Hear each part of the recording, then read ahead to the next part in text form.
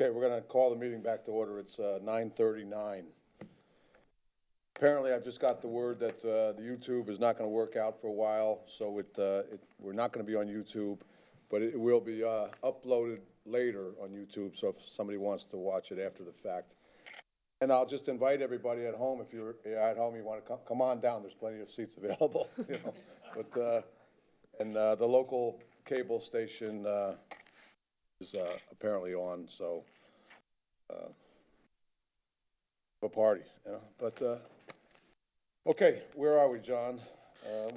We called it back to order. We're back in, and Thank you, Mr. Mayor. We, as was suggested by Councilman Adderholt, we used the time that we tried to fix technical difficulties to our advantage. And so if you wish, I'll tell you what minor changes we made just a moment ago. In section 3A of the proposed ordinance, have inverted phase 3 and phase 4. So what was, I'm sorry.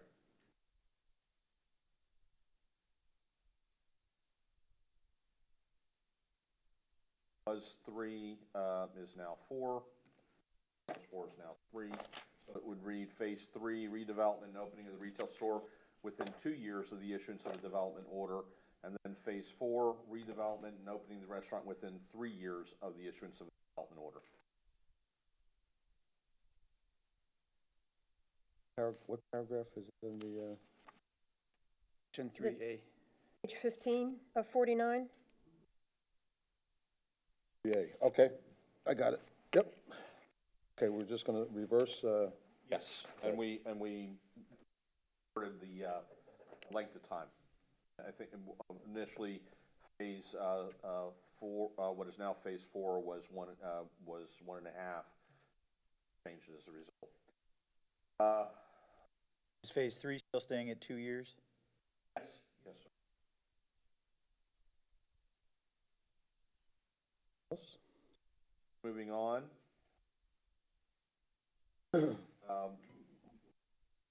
Initially, there was a lot of discussion with the applicant on condition number or letter E. On page 15, I'm sorry, 16. Yes. Now will read, and everyone is in agreement with this. The applicant shall submit to the town as part of the complete development order application a report by a licensed landscaped architect as opposed to an arborist. We agreed that they could substitute because they already have one on agreement. So it would stay the same until the end of that first sentence. Sentence, the applicant shall replace the trees removed from the property that qualify as protected within the LDC. In-kind trees, species, species, replacement by the number of trees where the total of the DBH is equivalent to the DBH of the removed trees.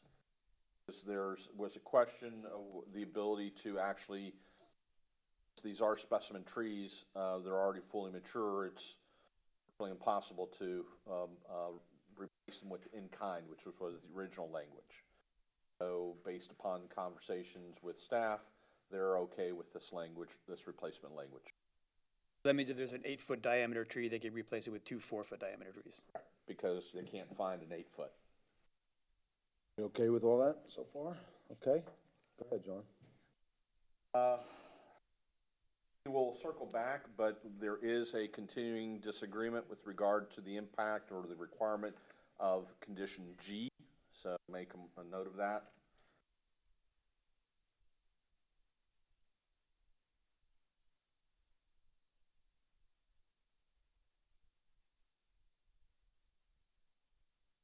Was this something we were going to circle back on then, G? I believe that the applicant would like to speak to the council with regard to that condition.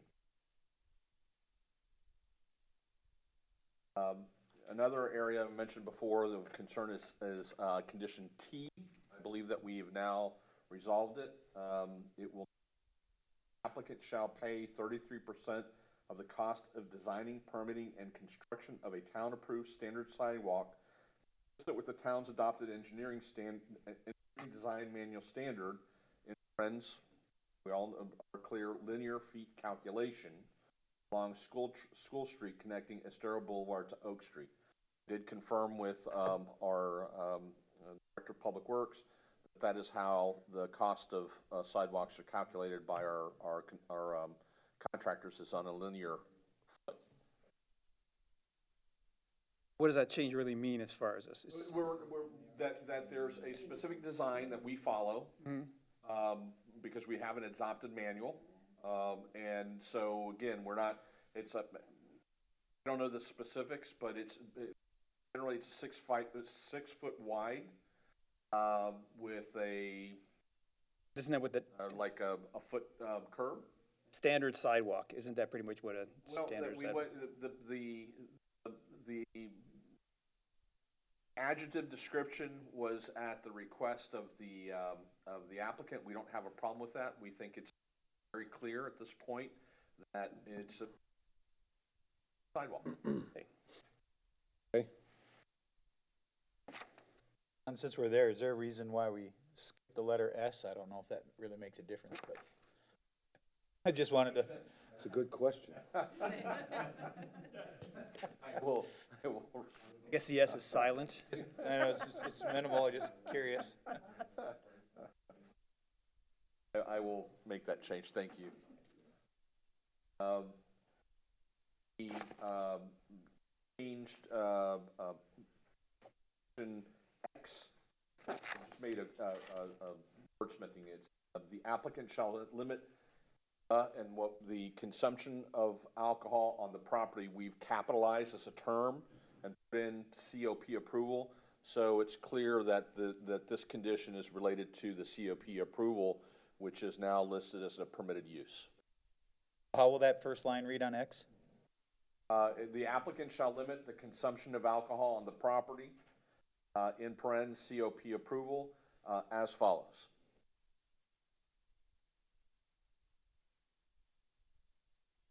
The applicant pointed out if one of their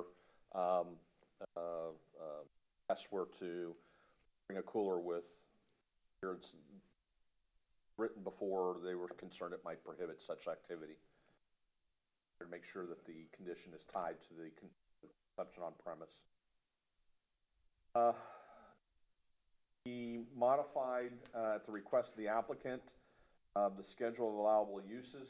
The third bullet point include tiki structure and fire pit because they are on site and they didn't want to potentially say, well, it's not there, so can't have it, so we added it in.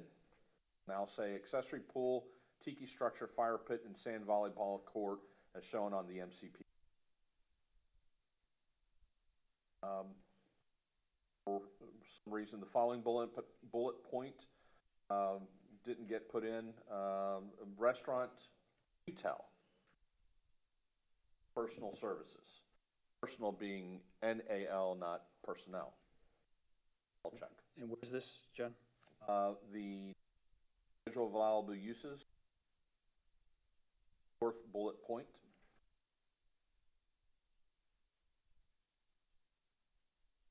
We'll circle back to the applicant is asked to address the council with regard to the first bullet point, where it says hotel motel use, which shall mean the rental of any cottage. They would like to modify that to any unit, and I do recall on second reading when we were developing these conditions, there was extensive discussion by the council regarding the and I didn't want to commit to modifying it until the council was comfortable with what the applicant would like, if at all. And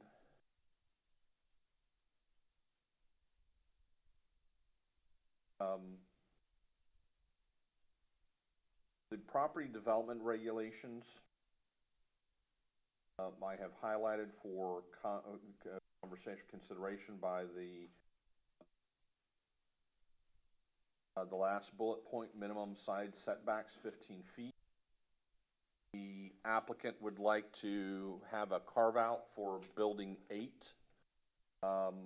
And our understanding of the conversation that took place at the council when we were developing these was that the idea would be any new construction comply with the current regulations, which provide for a 15-foot side setback. The applicant is saying that if something were to happen to Building 8, it were to be destroyed on the 50%, that they would not be able to replace it in its current location and meet the 15-foot side setback. Our understanding is that the new regulations and new criteria would apply for anything if it would, unfortunately were destroyed. But again, that's, if you all wish to modify that's within your discretion. That's it. Everything else, the staff and the applicant have agreed to as it's before you. Building 8 is the new fourplex? Additional fourplex? Yes. Okay. So I guess we're gonna hear from the applicant. We'll hear from the staff too. Is there anything the staff wants to add? John, do you have to do the swearing in? Yes, it would be appropriate just Anybody that's gonna be testifying, please stand up, raise your right hand. swear to tell the truth, the whole truth, nothing but the truth? I do. And just to be safe, it would be appropriate to disclose any ex parte communications you may have had with regard to this matter as we move forward. Yeah, let's start with you. Just an email from the applicant, with some of their proposed red line changes. Been approached by various people at Publix, et cetera, to discuss it. I think I've had any communication since the last one. The last one, just same as Councilor Allers, just their suggested changes. Emil? I've been back and forth with the fire department, the fire marshal, to try to direct me towards the state fire code and what it means. Jason Green, Community Development. Thank you, sir. I'll just be brief. There was a discussion about uses because there's existing rental units today. What happens once this gets approved? So there's 2 buildings that are going to be non-residential in the future. They are rental units now, so they would continue in theory, unless you direct otherwise, to be technically legal non-conforming uses, but they would not get the benefit of the daily rental until such time as the development order and other things are approved. Just want to point that out. So if there's something different that you want out of that, then now's the time to direct. So when would they have the ability to do daily hotel type? They would have to complete phase 1, essentially. Your development order would have to be approved, and then they'd have to do improvements associated with that. And that's why it's a little bit unique situation. Normally, you don't have the uses already there. This is just a question of time because of the daily versus the week or monthly. So the development order, and is that a process that has to go through the usual approval for a building permit? It's an administrative review of the engineering, essentially. Okay. The site engineering, basically all the horizontal development and potentially vertical. The building permit is actually the vertical development, but all the stuff that's going to go on the ground, drainage, utilities, any of that stuff, that's the development order. And would that also, so that would include a review by the fire department? Yes, they are involved in our reviews when we do development order. The access and turning radii and all that is an important part. I think, Council, if you have that concern, you should state it as a condition, is that they add it to condition that it be reviewed by the fire department so that there's no doubt in anyone's mind that they're going to be included in the process. Anything else, Jason? Oh, that's it. Just Questions to for clarify Mr. that. Green? Thank Okay, thank you. Good for the staff. Okay. I don't know when it's appropriate to do that, but that's something I would like to add, is that as part of the development order, that it requires a review from the fire marshal. Since that's part of the process anyway, you're just putting it in to be, Reiterate. The town manager Reiterate. just recommended. right. I have no problem with it since it's not really adding anything, it's just clarifying.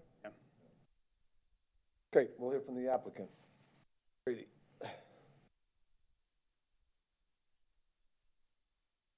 Good morning, Mayor, Vice Mayor, members of the council. For the record, my name is Beverly Grady with Rutzel and Andrews, representing Myerside LLC, and I want to express appreciation and thanks to the town attorney and to Director of Community Development, Jason Green. It was very helpful to meet and to work with them. So my comments are limited.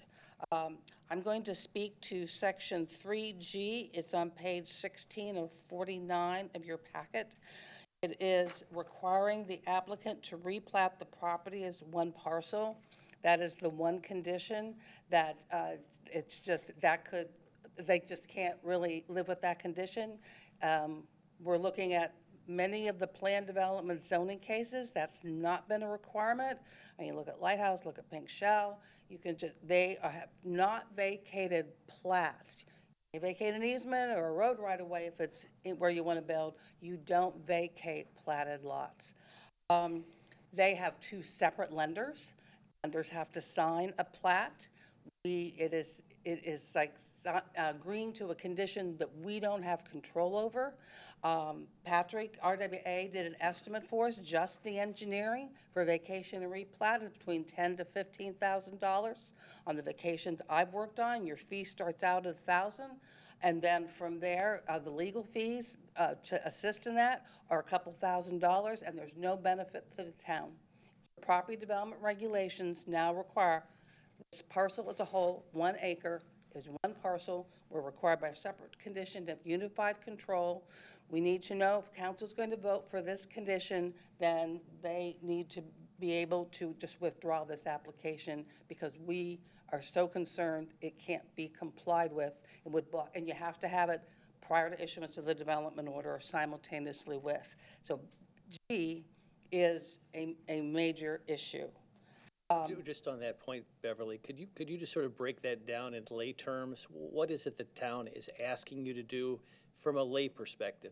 Okay, so if you look at the plat, all plats have individual lot lines. You have a plat of a big parent tract, and then it usually breaks down to blocks, and within the blocks are numbered lots in between. And a substantial portion of Fort Myers Beach consists of platted lots, some of them very old, and this is in Winkler subdivision, and you've worked on a lot of projects that are in Winkler subdivision.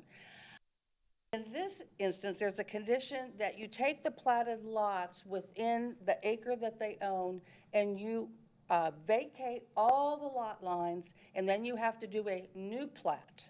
And then council has to approve that new plat, which honestly, I don't recall you approving new plats that are platted in the official plat books of pursuant to Chapter 177 Florida statutes. There is no benefit to the town. What is important are the property development regulations where you've accomplished saying this is going to be a unified project in one condition, and you've required that its minimum lot size is the 1 acre that it is, and its depth and its frontage are the length of the entire parcel. So you've satisfied that this is going to be one parcel. You don't need to vacate plats and require something of them that you have not required in the other plan developments that I've monitored and participated in. We would request that G be struck, or we have the opportunity to just withdraw the application. Thank you. What about like setbacks and all the things that usually go with property lines? Are those, the plats, are they not, they don't like cause setback problems with the different buildings? Because if you look at all the plan developments you've done, like Lighthouse or like Pink Shell, you have setbacks from the perimeter property line. So even though it consists of a group of lots, it is clear that the parcel, the zoning has been received is the entire parcel. Your side, your front, your rear, your water body setback is from the perimeter of the parcel, even though it consists of numerous platted lots.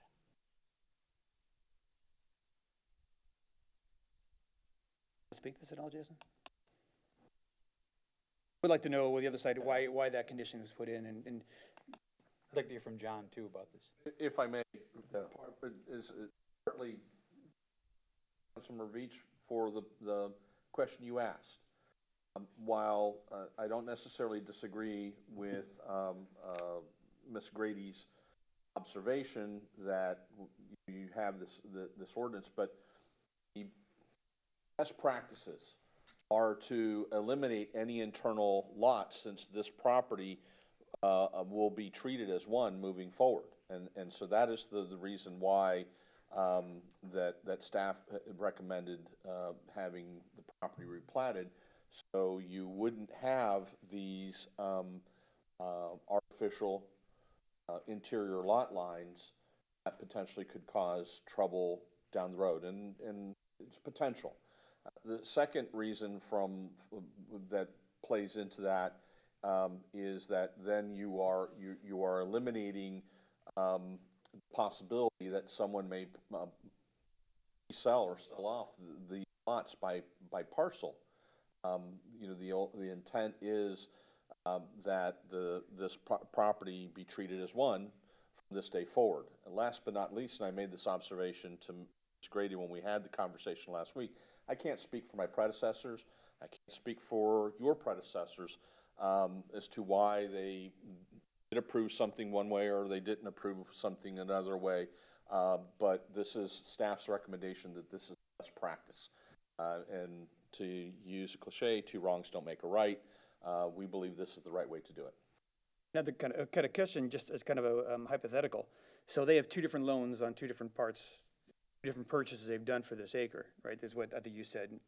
Lenders. Different lenders, so two different loans. So if one of those goes to default, and what happens with the other half? That would be of concern, but I think that would be the two banks. One of the reasons why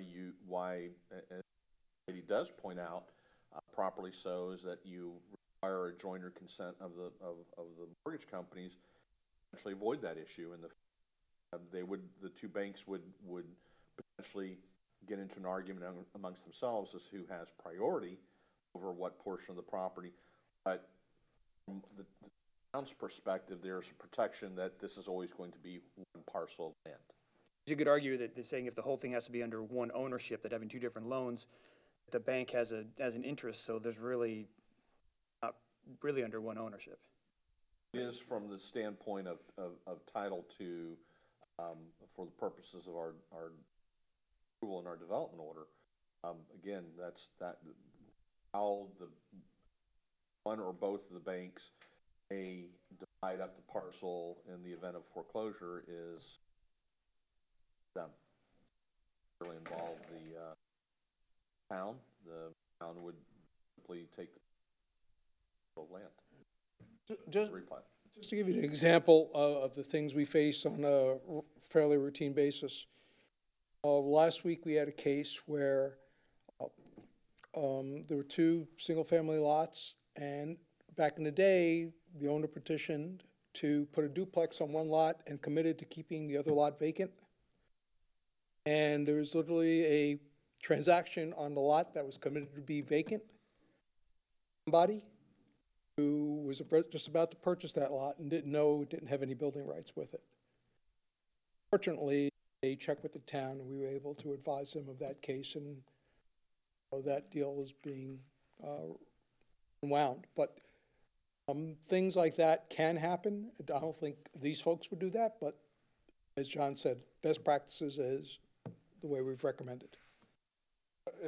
It's a real world example that we're going through right now is we've got people calling about properties to be redeveloped. They're at the end of their life cycle and they want to know what is the highest and best use and most that they can do.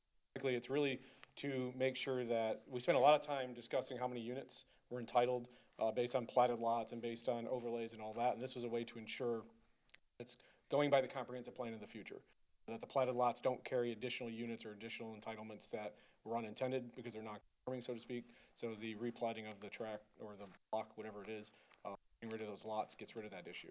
So it's really to be moving forward. Today we've got several of the projects, I won't make them public, but similar to what Beverly mentioned, they're asking, well, can I tear this down and rebuild per the number of platted lots, which equals multiplier equals this, and it's a way above and beyond what was intended. So that's what we're trying to eliminate. I'd say this, the other thing, I know one of the points that Beverly made was that they right now have two different loans and they don't want to, they have to essentially refinance everything. But it seems to me there's considerable outlay. They're putting in an additional building. You know, coming up to some of the modern codes, like the fire code, moving buildings, all that's gonna require considerable capital outlay. So if you'd have two different loans, it seems to me that, like the plating, you'd wanna consolidate everything so you have one project, like it says. That all aside, our only goal was to eliminate the confusion over how much density and intensity is entitled to the property, whether it's later on with this project or the next redevelopment of this site, to eliminate those confusions. And not have these platted lots kind of hanging out there that do have entitlements, but really aren't applicable in this case. Is there some way we can modify the condition so that if they're having problems with their finance company, that doesn't stop them from moving forward with their development? We could give them leeway time-wise or something like that? I'll defer to John. I don't want to wade into that part of it. I don't know much I'm about just that side of it. brainstorming here. I get your question, yeah. Vice Mayor, I don't believe so, frankly. The comment that I heard from the applicant, it's not just an issue of complying with this condition, but rather that what's driving their objection to it is the associated cost.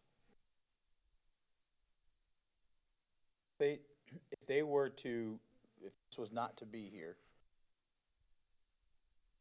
if they wanted to sell off, to use your example, Roger, if they wanted to sell off one of those parcels, would they still have to come through the town to be able to do that? Should they decide down the road that they wanted to do it, or would they just be within the rights, sell a corner of it? I'll let John answer that, but, you know, I think one of the things you do get, in towns such as ours is, and particularly when the real estate market is hot, is you get people who, you know, see an ad or hear about a piece of property and it's, you know, the fleet get the property and you have cash buyers and things like that can happen, and maybe they're careful with their due diligence or maybe they're not, I don't know, but I'll let John answer that. It's possible. I don't think they would necessarily have to, or it could be sold without someone coming to the town. Let me make a suggestion that I think may get us to where there is a Z.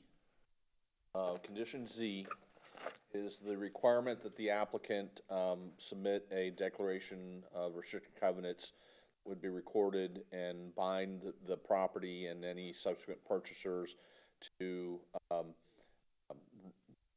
maintaining and redeveloping the site in the cottage vernacular, which is the cornerstone of the application. The applicant is amenable, you could add in, and comment here being is that was the only thing that would otherwise be in the declaration restriction, is that they maintain the property and as a single parcel, can't be conveyed unless it's conveyed as a single parcel, and at least that would then be a matter of record in the chain of title of the property. Again, the cleaner process would be to replat, but theoretically you could get to same limitation or restriction on the property by modifying subsection Z to include not only the vernacular of the cottage, but also that it only be maintained as one parcel of land and can only be conveyed as one parcel of land if the applicant is amenable to that modification. Let's give them a minute just to hear about that. And what say ye, Counselor? That solution works. Okay. Eliminate G and modify Z to add what the town attorney said in the deed restriction. The council. John, I don't know if you heard her, she said they agree. Yes, that she was so we will that modification. Just to be clear, this change will essentially do what G was going to do without the replatting. That is, yes, sir. And it's Accomplishes the consistent with goal. the property development regulations that you are adopting and by ordinance are applicable to this property. It accomplishes the goal that we're after and saves them the outlay of the additional funds to, that's what we're talking about. Okay, good, very good. Counselors? Great. Just on T, this is about the sidewalk, and we do appreciate the language that that staff and town attorney have added. We did want to add a sentence, so we feel like we have some concrete way of measuring this. And so the sentence that we were willing to do is within 1 year of adoption of this ordinance, the applicant shall obtain 3 bids from qualified contractors and provide the payment to the town of Fort Myers Beach for 33% of the average of the 3 bids. We're looking for some way that has some concrete level because we are still concerned, even with the additional language, that that's somewhat of a blank check. And so Big government. Okay. Well, unfortunately, 3 private contractors working, soliciting bids from them is not the prices that the town would typically pay for construction because of our bonding and insurance and other requirements that we have. So if they, if they want to sort of put a stopgap so that they know what the number is, we can come up with a number and do that. We'll just say it's $75,000 or some number. that's our point. $75,000 for 1/3 of a sidewalk in I'm the, just saying as an example, I didn't know that that's I- the real Right. number. I do think that their suggestion basically turns the tables, and now we're paying 2/3 of it, and we'd be forced to pay whatever their bids come in at. no, that's No, no, always no. been the No, determination. I think, I took what she said to mean that just for them to put an upward limit on the amount. Yes, Okay, and my problem is that upward limit, going to your point, Councilor Veach, would not be 1/3 anymore in all probability. Doing it the method that she's suggesting. What did the sidewalk across the street cost? Know that roughly? I mean, so we can. We some can, numbers we to can look look, we can look at, a recent sidewalk bid and,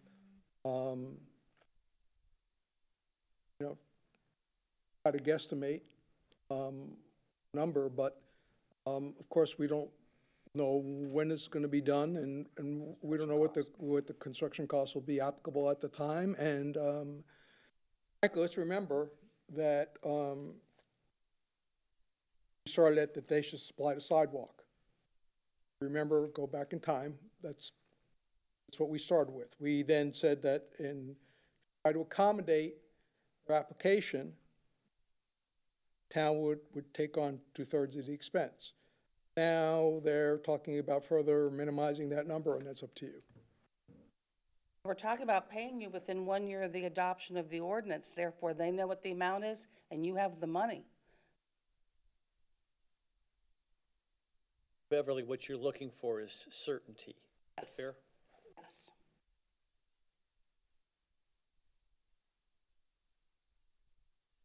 Is there any way, Roger, you can put in a not to exceed number or something like that, or is it possible, or, As long as you're comfortable with, that it may not be exactly 1/3, yes.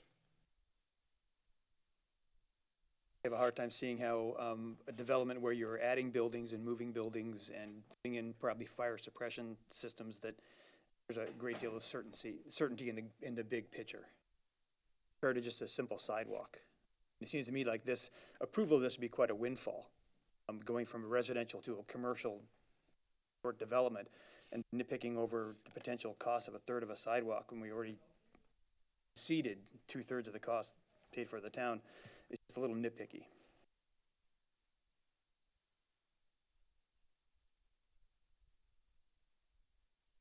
Yeah, I mean, I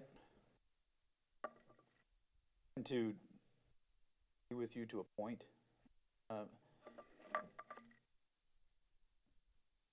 The way I looked at this is, this was a way for the public to benefit a little bit from a change that is gonna obviously benefit the applicants as well.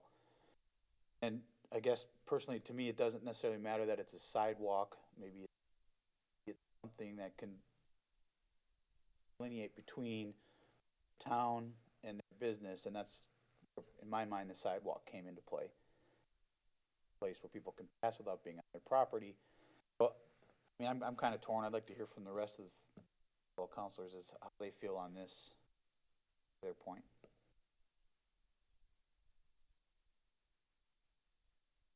Their position. Well, I think, as I am listening to the discussion, the applicant is looking for certainty. They're not griping about cost, they're looking for certainty.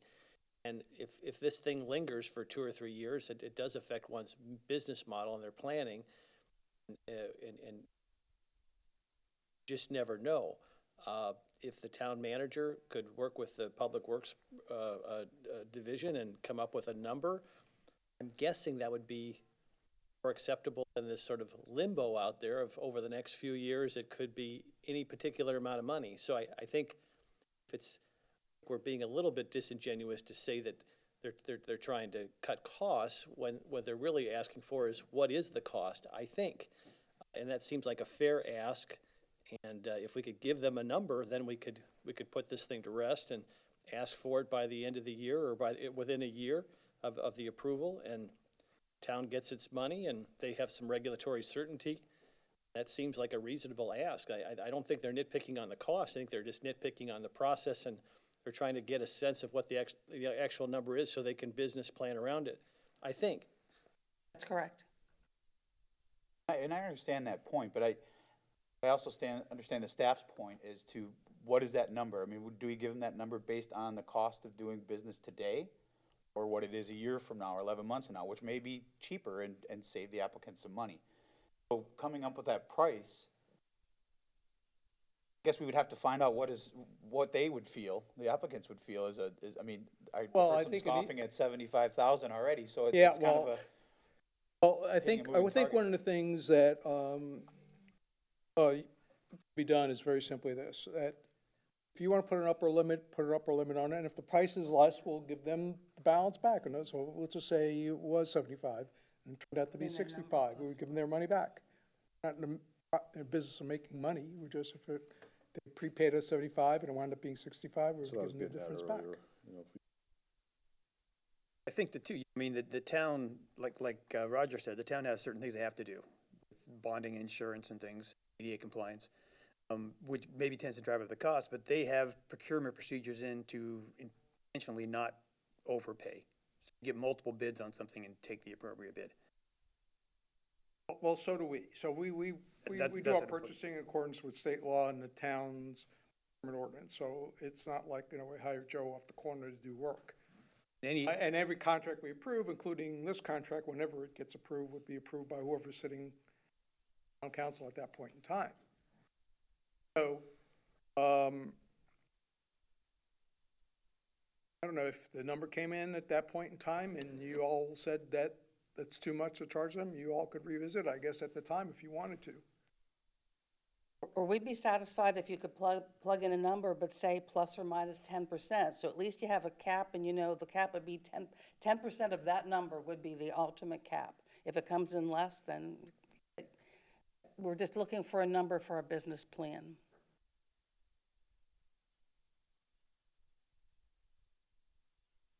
So I thought it would be very helpful to have a sidewalk that was just constructed across the street, on the same street, that cost. It would give us at least a number to start at.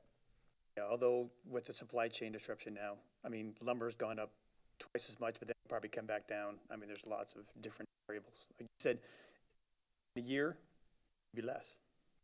And that will just benefit them, but again, I think it solves the problem of them knowing what they need to budget for, and you don't necessarily have to revisit this again. So Dan has asked for a number. Do we have that number? If I had to pull a number out of the sky, I would say $50,000. He asked for the number of what it costs to actually build a I sidewalk. think the other number for construction was 128. That's for the construction without the design.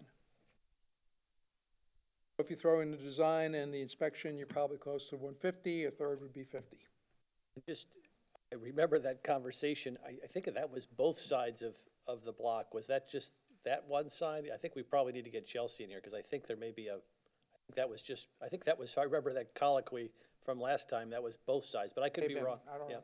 Are we talking about the one on, by the library on School Street? Are you talking about the one over on, She said there were two, and library. that was the whole price for two. the one they put in by the other side of the church? Yeah. That one involved the pad for the, I think we should, here, let's ask, I don't remember, Bill. Yeah, and, you know, and they went around the parking lot, and it was a complicated sidewalk. remember. So you want to stand up for a minute there? Good morning, Chelsea Riley, Public Works Director. I think the councilman has a question. Oh, swear. You swear to tell the truth, the whole truth, and nothing but the truth? Yes, sir. Councilman Veach, you have a question for Chelsea O'Reilly? Me? Well, Yes, it was you, wasn't it? well, there was various questions, but the question is, sidewalks that we put in, on School Street by the library, Yes. you know what the cost of that sidewalk was? And when was it? put in? Sidewalk, Yeah. both school and bay together on one side was the $128,783.99. My PO said. For school and bay, so on both sides of the library, essentially. Yes. That Without includes the bus shelter and the jog around the parking there by the For church. that contract, it was 128,000, yes, which includes the pad for the shelter, not necessarily the shelter itself. And contributed shelter. Chelsea, not to put you on the spot, but given that fact, what would you estimate the cost to build the sidewalk opposite the library and the property that we're discussing today, if you were going to guesstimate? Or, Linear foot. pardon, Per linear foot. per linear foot? What we've Talking- identified to be the cost. Okay, 5-foot sidewalk or 6 foot? 6 foot. 6 foot. I can come back to you if you give me 5 minutes and kind of get you rough numbers on that. How many lineal feet of the sidewalk on that were installed? I can pull that from this contract. That's, That would narrow it down pretty accurately, I would. Well, also, we know we laid twice the length down. The sidewalk, that was 128, right? So we figure Cost half plus gonna- mobilization, if you're probably, I would guess if you're in the 60, 75 range for the entire sidewalk. mind you, this was also a year ago, and prices have, Yeah, so you can add another 20% on. So why don't you go fetch your numbers, and then we'll talk about something else in the meantime. I'll be right back. Thank you. Thanks, Chelsea. Is there anything else we can discuss, Beverly, in the meantime? There is, and we're going to move on to the schedule of uses, section 4, page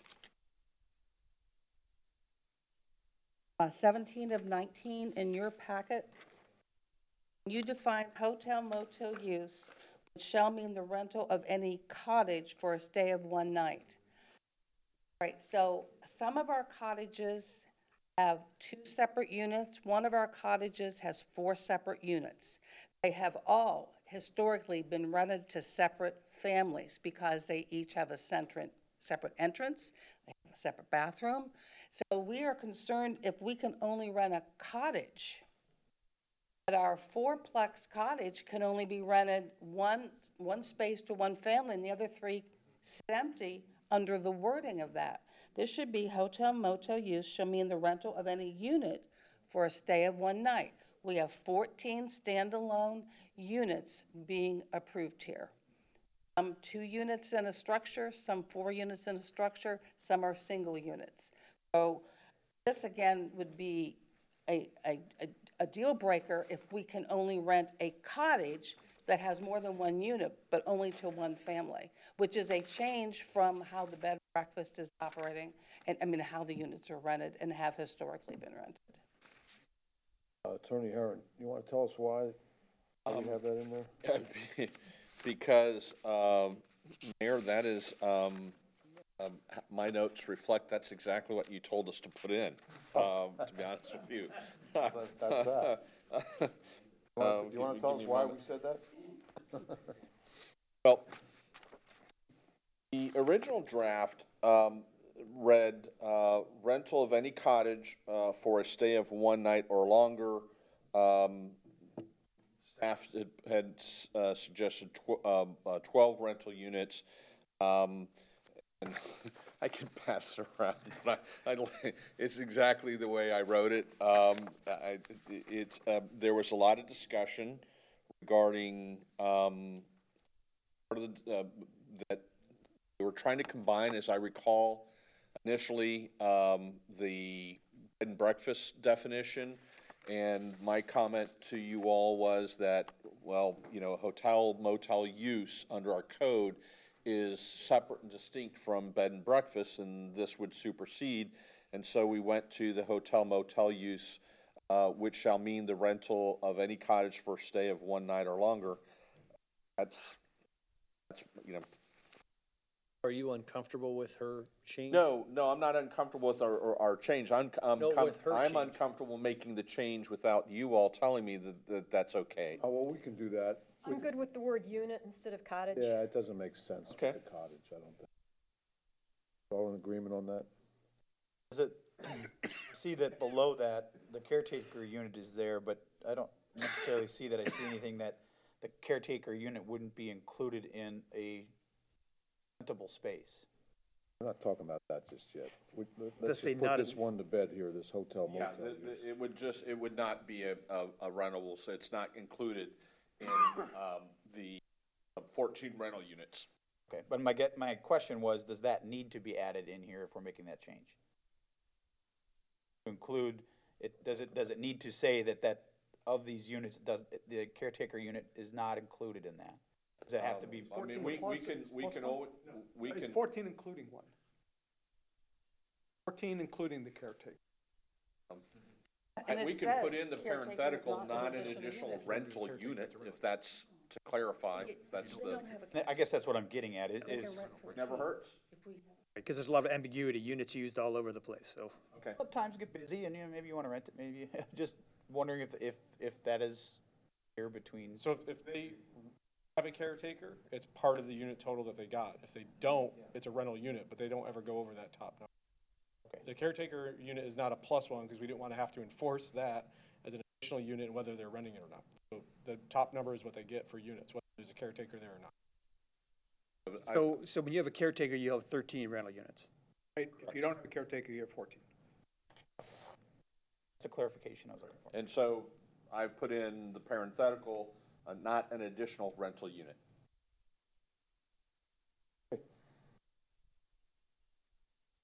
Okay, last item is on page 18 of 49.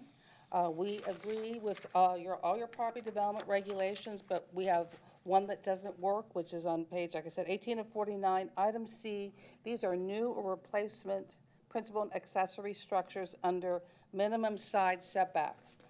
The minimum side setback for new or replacement structures is 15 feet, but we need to add except for Building 8. Building 8 is not on the property. It is on the master concept plan. It has always been at 7 feet, and it can't be relocated to keep the minimum separation from the adjacent building. And so we've always requested the 7 feet for new Building 8 that will either be brought onto the property or built. It has to be 7 feet, or else we lose Building 8, which consists of 4 rental units, which they can't afford. So it would be minimum side setback 15 feet, except for Building 8, which is 7 feet.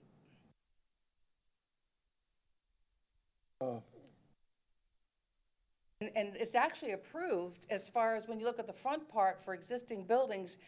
Jason was going to treat this as existing for purposes of the master concept plan, so it can be moved on and put at 7 feet, but if it gets destroyed from a fire or natural disaster, the way this reads is now you'd have to increase the setback, and there's just no room because of where the existing buildings are. Unless you made the building smaller. Oh, it's pretty small as is. I mean, that would be a real loss to lose 8 feet of the building. We couldn't put back our 4 guest units because it's already, these are small. It would have units. to go up anyway, so you could still have the same amount of rentable space. It would just have a smaller footprint, right? I don't know. I mean, I haven't, one of the goals is to try to move cottages on, so if you make them smaller, then your pool of relocation. But I was under the impression we were talking about if this building was destroyed and you're Right. putting in something new. Or another cottage, right? Okay, well, maybe we could differentiate then. A cottage might get the setback, but if you're building something brand new, you would still be able to preserve the same amount of room. Am I making sense? Does everybody understand what I'm saying? Following it. Too, but this to me is an indication, she's saying like we have it, but they're adding density. And that they want to add density by cutting into the setbacks. I mean, my view is, or how I read this is that if that situation were to present itself, God forbid, they can always, at that point in time, come back and ask for modification to this ordinance to account for that. And then, potential new deviation would be added to account for that particular structure, that it's setbacks But or see, what I'm less. trying to do is give them a bone. I want more cottages. So if they're willing to put a cottage back where the thing would be destroyed, I'd say, yes, give them the extra space. But if they can't find a cottage and they're having to do a new build, those have to go up anyway, so you could have the same amount of space. I'm just saying, if it's a brand-new build, then you wouldn't get the extra deviation. So I'm trying to carrot the cottage idea. I hear you and I support that. Okay. Does that make sense? Do you understand what I'm saying, Bev? I do Ms. understand what Grady, you're I'm saying. sorry. Do you understand? I mean,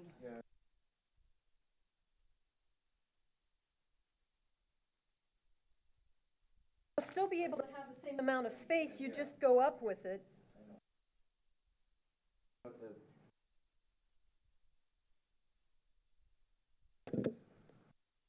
And like somebody said earlier, if it doesn't work, you can always come back.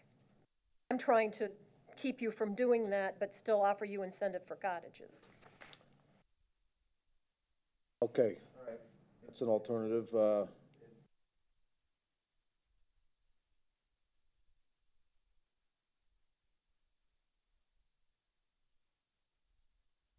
He's got two sticky notes now. Hold on one second, Chelsea. We're right in the middle of something here. We'll wrap this up. Yeah, I came up with some cockamamie idea, of course, Chelsea. I just did a simple Google search. I like the idea, because it incents the concept of replacing it with another cottage. Yeah. Makes sense. I think we're in agreement on it, so as long as they can live with it, let's do it.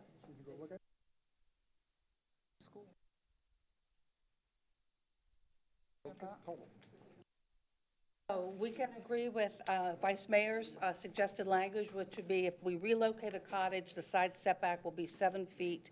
If we build new, side setback will be 15 feet, or we have to come for relief. Thank you. Okay, John, and then we're all in agreement on that, it sounds like, or most of us are. And so we'll just go with that language and And let me just propose, I think I might have another solution on the sidewalk. The solution would be is that Myerside builds the sidewalk and the town would reimburse it for the 2/3. have the money, now you got all kinds of money. What's going on here? Well, they could do it cheaper than we can. All right, Is that a problem Well, the sidewalk is going in the right regulation-wise of that way, we, right? that we wouldn't build it? The sidewalk goes in. No, we started the conversation with requirement that they put in the sidewalk. So, So that's I- possible. so that's possible. Again, we don't want, don't want to look at the negative light of every possibility, from the negative door instead of the positive door. I will tell you that, the same concern that they have of us of runaway money, we would have of them, to be perfectly honest, but, at the end of the day,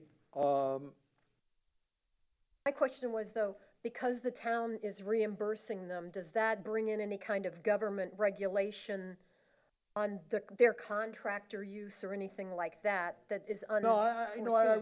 really think the cleanest way for them to do it is that we pick out third and they do it, and then we'll do the other two-thirds, and we can time that and get that done, and if that's what they're concerned about.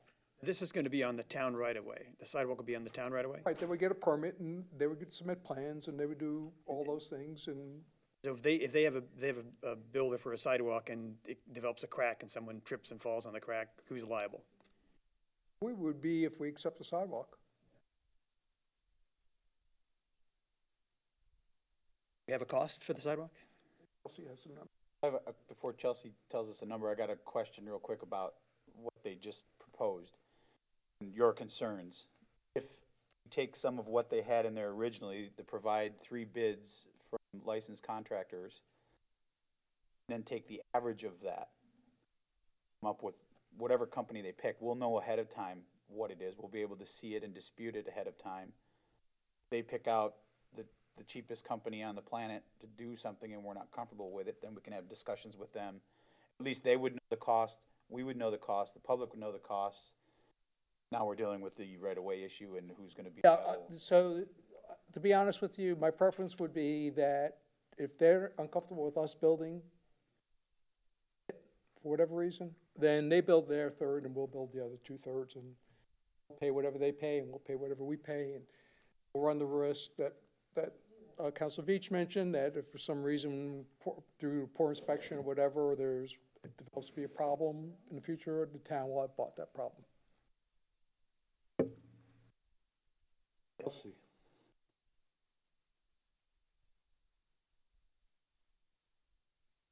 The question for the rough cost for design permitting and CEI would be roughly 21,000. And then, it'd be about $54 per linear foot, rounding out to about $18,000. Plus third of the 21, or? So plus the- This would be full project, design permitting and CEI for a sidewalk project. In the, okay, that's what I'm trying to find out. There's two numbers. So one is the construction cost is 54. It's linear foot, roughly 18,000. Does that include design, permitting, or not? No. All right, so it's 16,000 plus a third of 21 is 7. Sure. So that's, right?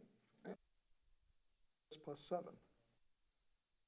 So the construction costs currently estimate, just to be clear, $16,686.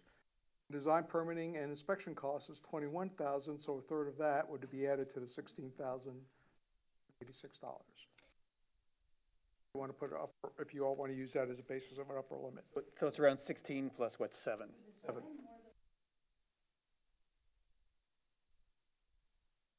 Action. And that, the 18,000 is for a third, right? 21,000 is for the design and inspection of the entire. Yes. About 25K. Patrick? I think the that got record, a little Patrick more Van Ness. complicated than it need to be. What is the total cost if the town was to do it? Let's not do thirds. What's the design cost and the actual build cost, and what's that total? Estimated based on Estimated, the yes. previous contract with Infinite was the design, permitting, and CEI is 21,000. That's, okay. Full-blown project. That's what I understood. And then the per linear foot is about $54 based on the Infinite price, Times the amount of footage. which comes out to be $16,686 Is that for the entire length? for the entire length, yes, We're at 38,000 total cost. the whole thing. Now, that's easier to take a third of. Let's try to do this and add that.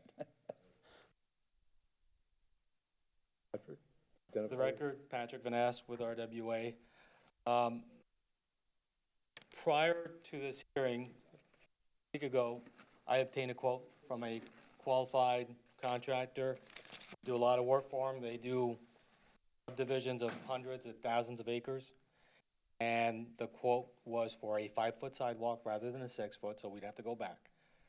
Just to put things into context, the quote was for $6,000. Get it built, meeting town standards. So that's why we would much rather pay for it and build it ourselves, reimbursed. All right. Build a third. We're comparing Well, it apples seems to like if you can get it for $6,000, then it's just cheaper for you to do the whole thing instead of the cost with the town. It was $6,000 was your quote for the entire sidewalk. Right. Why is there an argument about whether or not, why should we pay a third? You can just get it, you can just bill it for $6,000. They were having all this conversation over essentially $1,000. I mean, if you can get such a, you know, if you can do a better job, then you do it and then take the cost. And you're still cheaper than paying a third of what the town has to go through with their additional bonding and insurance. That's what you're telling me, anyway. Not exactly what I was saying. What I was saying is that's the total price. I think when we talked about a third, we were talking about public benefit, private benefit. I think that's where it, I still think the idea is a third, and we're just trying to find a fair price. Look at the two sides of the two different prices I'm getting. And I understand you're talking about a 5-foot sidewalk. Is where we're talking 38,000 for the sidewalk if the town does it? Based on Chelsea's numbers, yeah. Chelsea's? Okay, so the share of that would be 13,000 And think- or a third? 7, yeah, Or they can just build it themselves for 6, or probably a little more if it's a 6-foot sidewalk. no choice. So it'd be cheaper to do it yourself as opposed to go with the town doing it. and doing it But there. for the purpose of the document, we can let them, give them their choice. They want to build it themselves, or they can contribute that and just set a date that has to be done by. Sounds good to me. That's easily accomplishes this, as they put in the sidewalk, before the, go for any of the projects is. Katie, all right with that? If someone has. Not a- my money. Other discussing, I had a question then about the right of way. We have to put anything in there, should they choose to go this route, that they still have to come back before us to get the approval to use the town's right of way? Or would I that think be they still have to get- encompassed in this? Well, they still have to get a right-of-way permit as part of this, Okay, and then just like anyone else. would. provide the design and all that? Okay.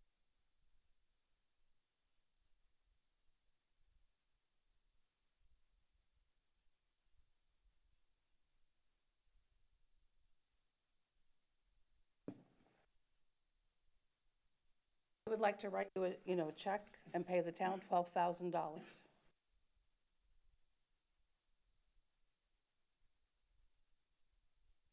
What do you think about that, town manager? For money, sir, the number calculated was 13,660. Council? I'm just still surprised that they're so concerned about the different amount of money that they would pay more to the town as opposed to pay less to just do it themselves. They're complaining about the Hassle cost. factor, I guess. Trying to hedge, trying to, get their, upper limit there, that's what they're trying. This is a trivial aspect to it. Either way it goes. Yeah, exactly, and I think we're killing ourselves over this, over, So the Well, last not offer much. seems to be clearest. Just go with it. You write us a check. You know what the number is. Let's quit quibbling. everybody okay with that? The number 13,000, 12, didn't they?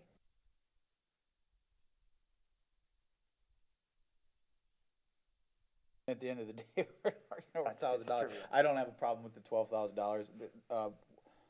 So from the town's point of view and for the public, what would be a time frame to have the sidewalk then constructed? Would it have to go into the next fiscal year to be able to be built, or could it be built ahead, or do we have to wait till all their construction's done? What would be the town's time frame if we accepted this deal? Well, the timeframe will be set by you all, depending on when you direct me to go forward and build the sidewalk. So, for example, if you said, start as soon as this meeting's over, we'd start as soon as this meeting's over. Say start October 1st, we start October 1st. You know, my advice is that, we coordinate with them so that we don't put a new sidewalk in that they're gonna then break, perhaps by doing their project, so. And if we wait a little while, the cost might go down. I wouldn't bet on that. I wouldn't either. If I may, Yes, sir. So, sorry to re-letter them, it's not R. The applicant shall pay the town $12,000 for its fair share cost of designing, permitting, construction of a town-approved standard sidewalk along School Street connecting Estero Boulevard to Oak Street. Question, that the language is acceptable, do we then go, or do we specify the timeframe? Within 1 year of the issuance of the development order, which is, out, under the agreed, document, construction of the required site improvements, including the parking lot, is within 1 year of the issuance of the development order. That would, if we could, in a perfect world, coordinate with that, but if not, at the benchmark that you want the $12,000 paid to the town. Have or right now. I mean, that's all I'm asking is they know when they have to cut the check. They said they were going, no. Isn't that what I just heard? Ms. Grady, didn't you say right now? Yes. It's to get that deal right Yeah. now. So we don't need a date, except that it will be upon passage of the ordinance. We're going to do it. We also need to put in there that it's a 6-foot sidewalk. I don't know if that matters or not legally. No, it's a town-approved standard Okay, sidewalk. got it. We're building it, so Making sure. Okay. Anything else? Those were our items. This workable, and would look forward to working with the town. Thank you. If I may very briefly recap, so we've inverted, phase 3 with phase 4. Eliminated, G.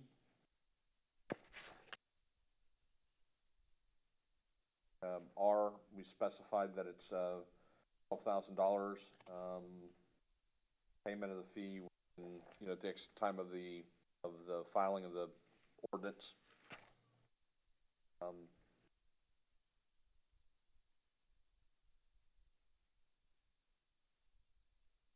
Added to X, following language.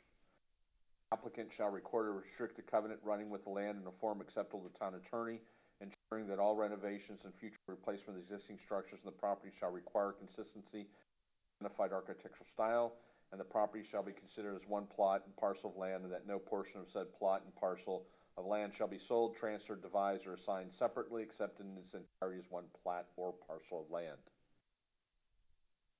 We modified the schedule of allowable uses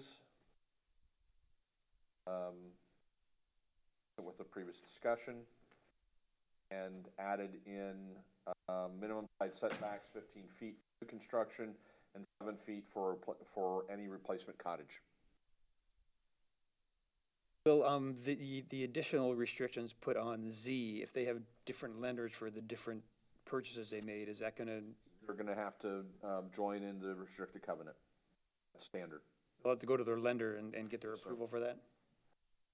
Mr. Levich, you had mentioned something earlier about the fire. Did you Yeah. want that put in the document? Yes. Let's put in as part of the issuance of the development order in page 15A1, I think we said. It's just a recital of what already happened anyhow. Where's that? That was in the uses. That was on schedule of uses after restaurant or personal services. Page 17.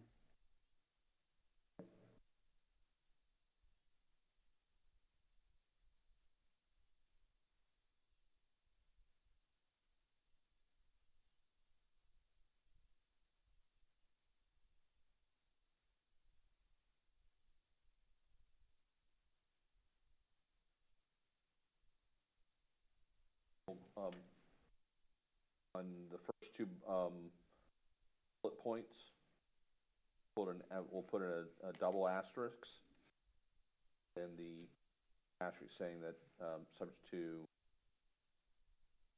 approval of the, Myers Beach Fire.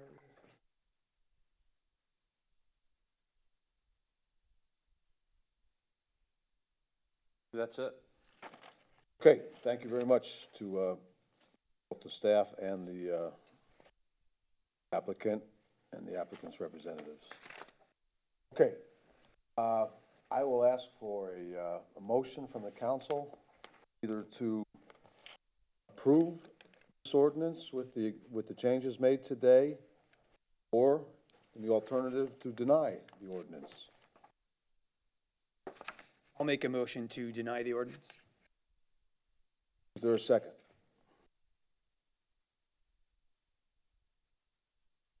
That fails for lack of a second.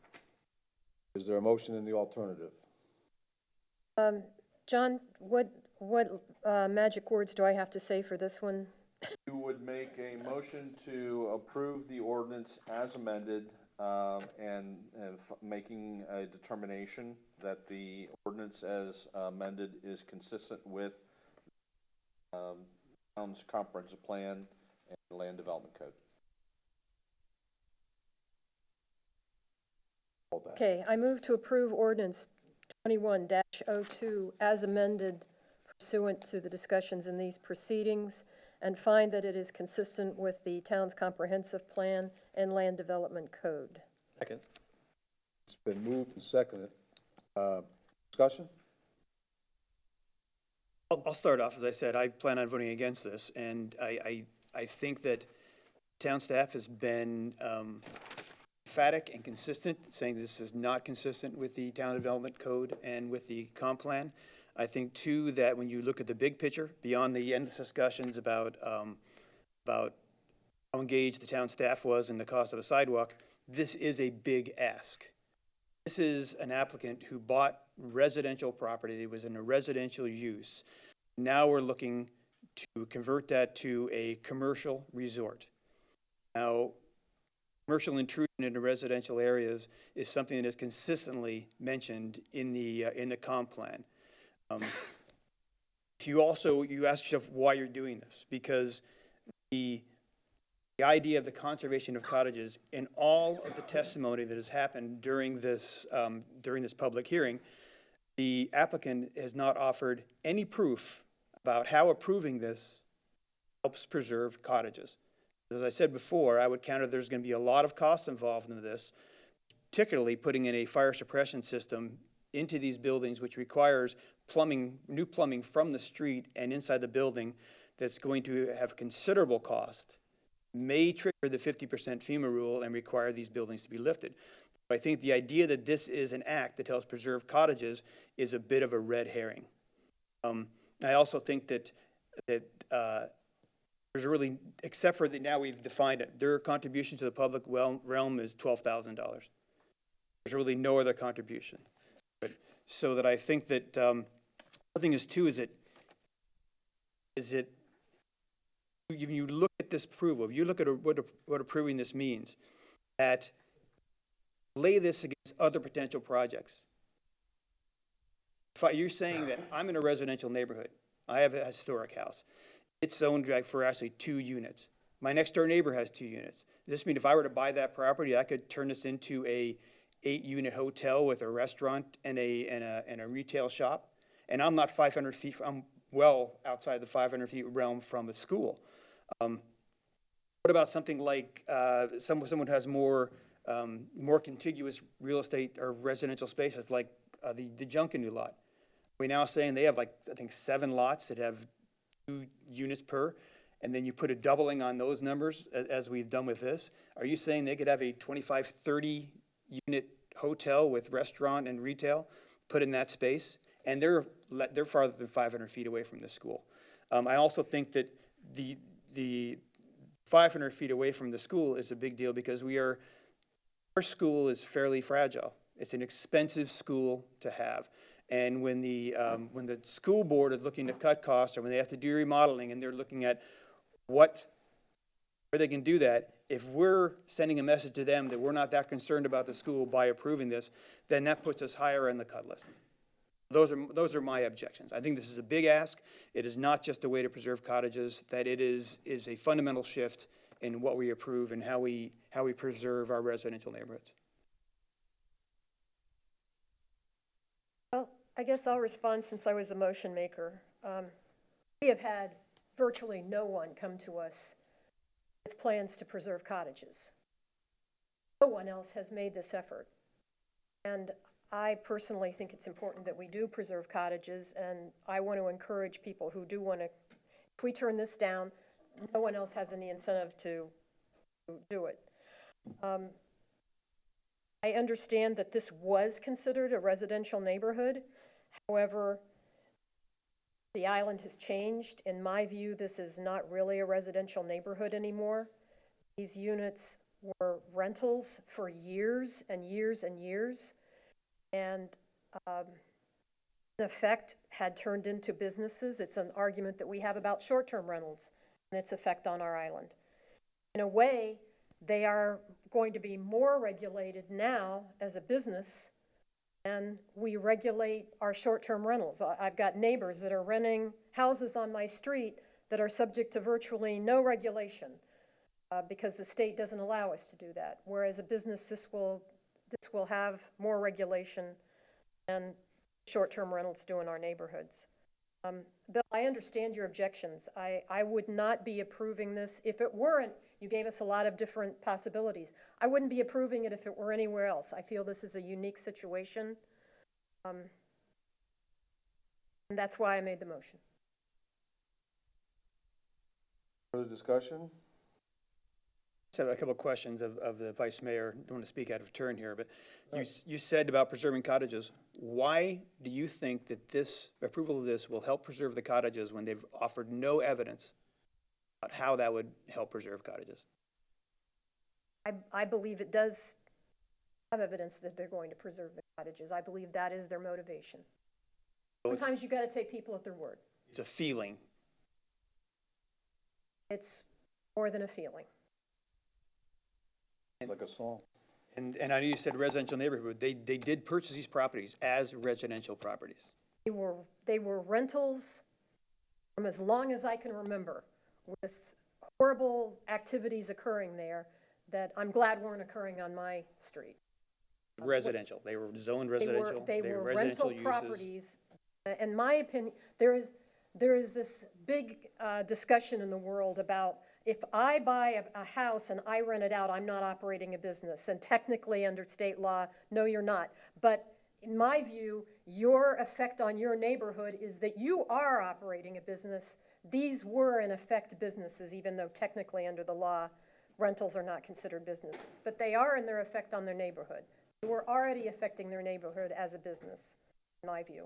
Though, you know, we define these lines, right? And the residential to commercial is a line, and it doesn't matter whether you jump over it from a far distance or whether you creep up to it and step over it. Sooner or later, you have to cross that line. And that's what this is doing. It's crossing that line into commercial. It was purchased as residential. So anyway, I'll let other councilmen talk. I'll add my 2 cents to this. I'll remind you how I started off this discussion way back when this was first introduced to us, that if I was to vote against this project, it would not be because I felt that it was a commercial intrusion into a residential area. Voted for this to be redeveloped 25 years ago, or whatever it was now, because I didn't feel at the time that it was a commercial intrusion into a residential neighborhood, for the very reason that the vice mayor just said. It was being run as rental units and so forth, and it was surrounded by other quote-unquote commercial uses. So that objection to me is it doesn't hold weight to me. My only real concern about this whole development is the effect that it has on the school and the associated interests, like Charlie Whitehead came in about the Bay Oaks element to this and so forth and so on. You know, I really have a strong feeling about that, and we've been reassured by the applicant during this process that they're going to make every effort they can to to alleviate any problems that might occur with the school. And we conditioned it as to times and when they can play the music, when they can serve the alcohol, so forth and so on, where it can happen. We've been, I don't think after these conditions that it's going to be the big concern that people thought it was going to be. I still have, don't get me wrong, I still have some concerns, but I don't think it's a deal breaker. And, as far as Bay Oaks goes, I think it's a little bit of a stretch to think that they would be adversely affected over there by anything that could go wrong here at this development. And believe me, after all of this and their proximity to the school and to Bay Oaks, we'll be under scrutiny. There's no doubt about it. I mean, as any other development would. So, and in particular because of their location. So it's because of the assurances that have been made and the conditions that have been imposed on this, and my original feeling about the area itself. Although I disagree to some of the characterizations that were made about the property. Oh, there were crack houses and this and that. I saw no evidence of that back in the day. Now, were there some little nefarious things going on? More than likely. This characterization of a crack house, I don't know that ever happened. But be that as it may.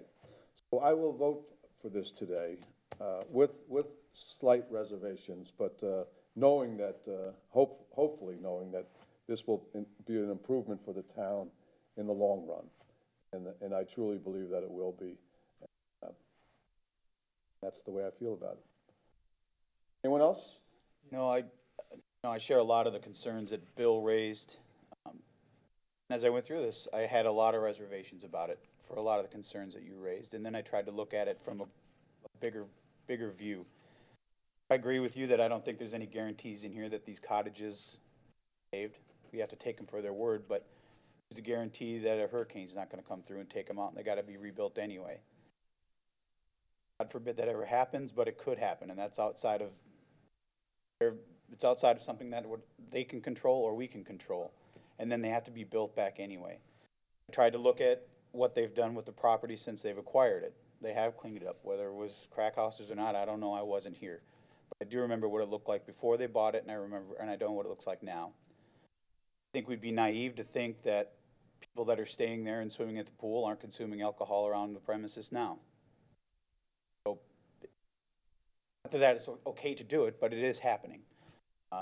My understanding is gone before I got here, but there was a bar not too far from where this location is before that came down in a hurricane. So all of that stuff kind of played into my thinking as I went through it, but I did really struggle with the cottages part of it. I definitely struggle with the alcohol part of it, being that close to the school. The applicants, were able to move a little bit on some things and work to a compromise to allow just the access through the front door of the building, so you can't just walk up to the deck and walk off the deck. So that helped a little bit. I did have some conversations with other people as far as, how they felt, because the school thing was my biggest concern. And I feel in the sake of compromise that the way it's been conditioned, the move on both sides, that it swung me to the side where I'll support it. Anyone else? I'll just very briefly wrap up. My feelings on this are, I guess I'm taking more of a 10,000-foot view of this. The island's changing, and the one thing I hear from citizens throughout the island is that they want to maintain the unique, eclectic character of Fort Myers Beach. We're going through what I often call a renaissance, some spectacular new developments in our island, both public and private sector, that are going to change this island. We see in neighboring communities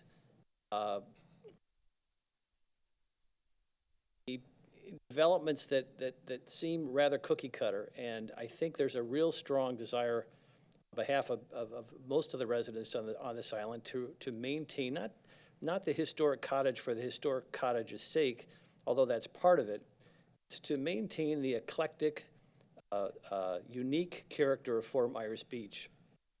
We have an applicant that's come before us that's put forth a innovative proposal, preserve a set of cottages that, frankly, the economics today on this island will make it very easy to preserve these cottages.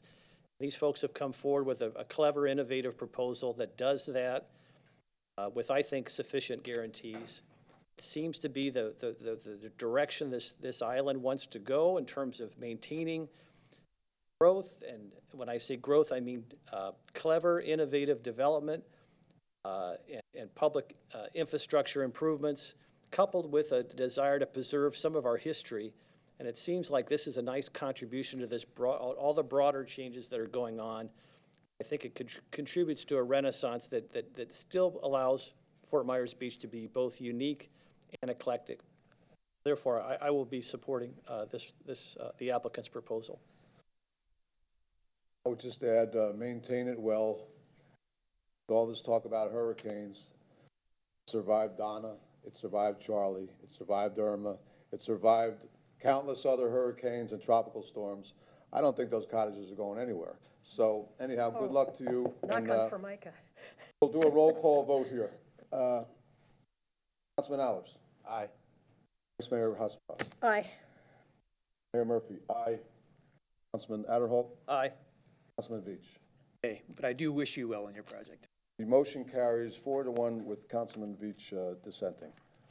Okay, let's take a 5-minute break and then we'll resume the meeting. Okay. Thank you.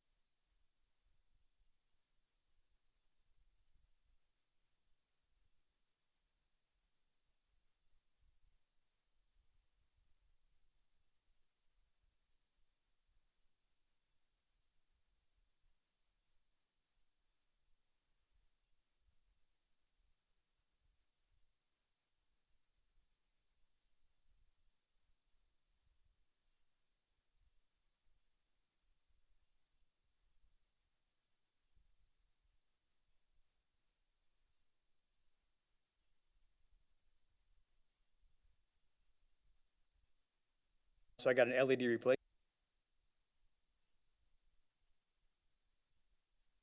Use them. They're just flickering away. Incandescent, which is different. To order here. Okay, we'll call the meeting back to order. It's 11:10.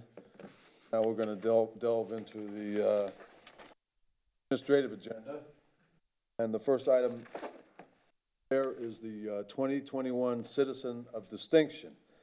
Town has received the nomination of Jan Fleming and Janine Palauskas for the annual Fort Myers Beach Citizen of Distinction Award for their #WeAreFMB campaign. So, they've been nominated. Have there been any other nominees at all or anything, or is this, That's my knowledge. No, that's the only and are we deciding today to award this? Is that what we're doing here? Make a motion that we award the Citizen of Distinction Award to Janine Fleming and Janine Palauskas. Second. Moved and second. Discussion. I'd just like to say I was one of the people who made the nomination, and I want you to know that I had been planning on doing this at the time that I was contacted by the former mayor who said she was thinking about doing it, and I said I was already thinking about it. I guess great minds think alike.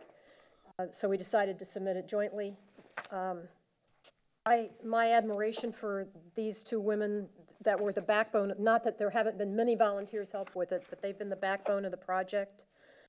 To see a problem in your community and then not just sit back and say, hey, it'd be nice if somebody did something about this. They came up with a plan.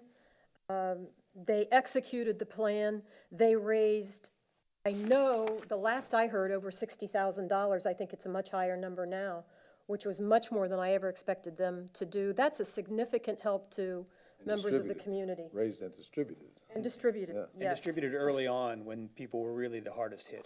Exactly. I have the greatest admiration for them and their work and their dedication to our community. I know normally the person who is awarded this gets to ride in the 4th of July parade, but I think we might come up with something special to do for them somehow. I commend you for your nomination, Madam Vice Mayor.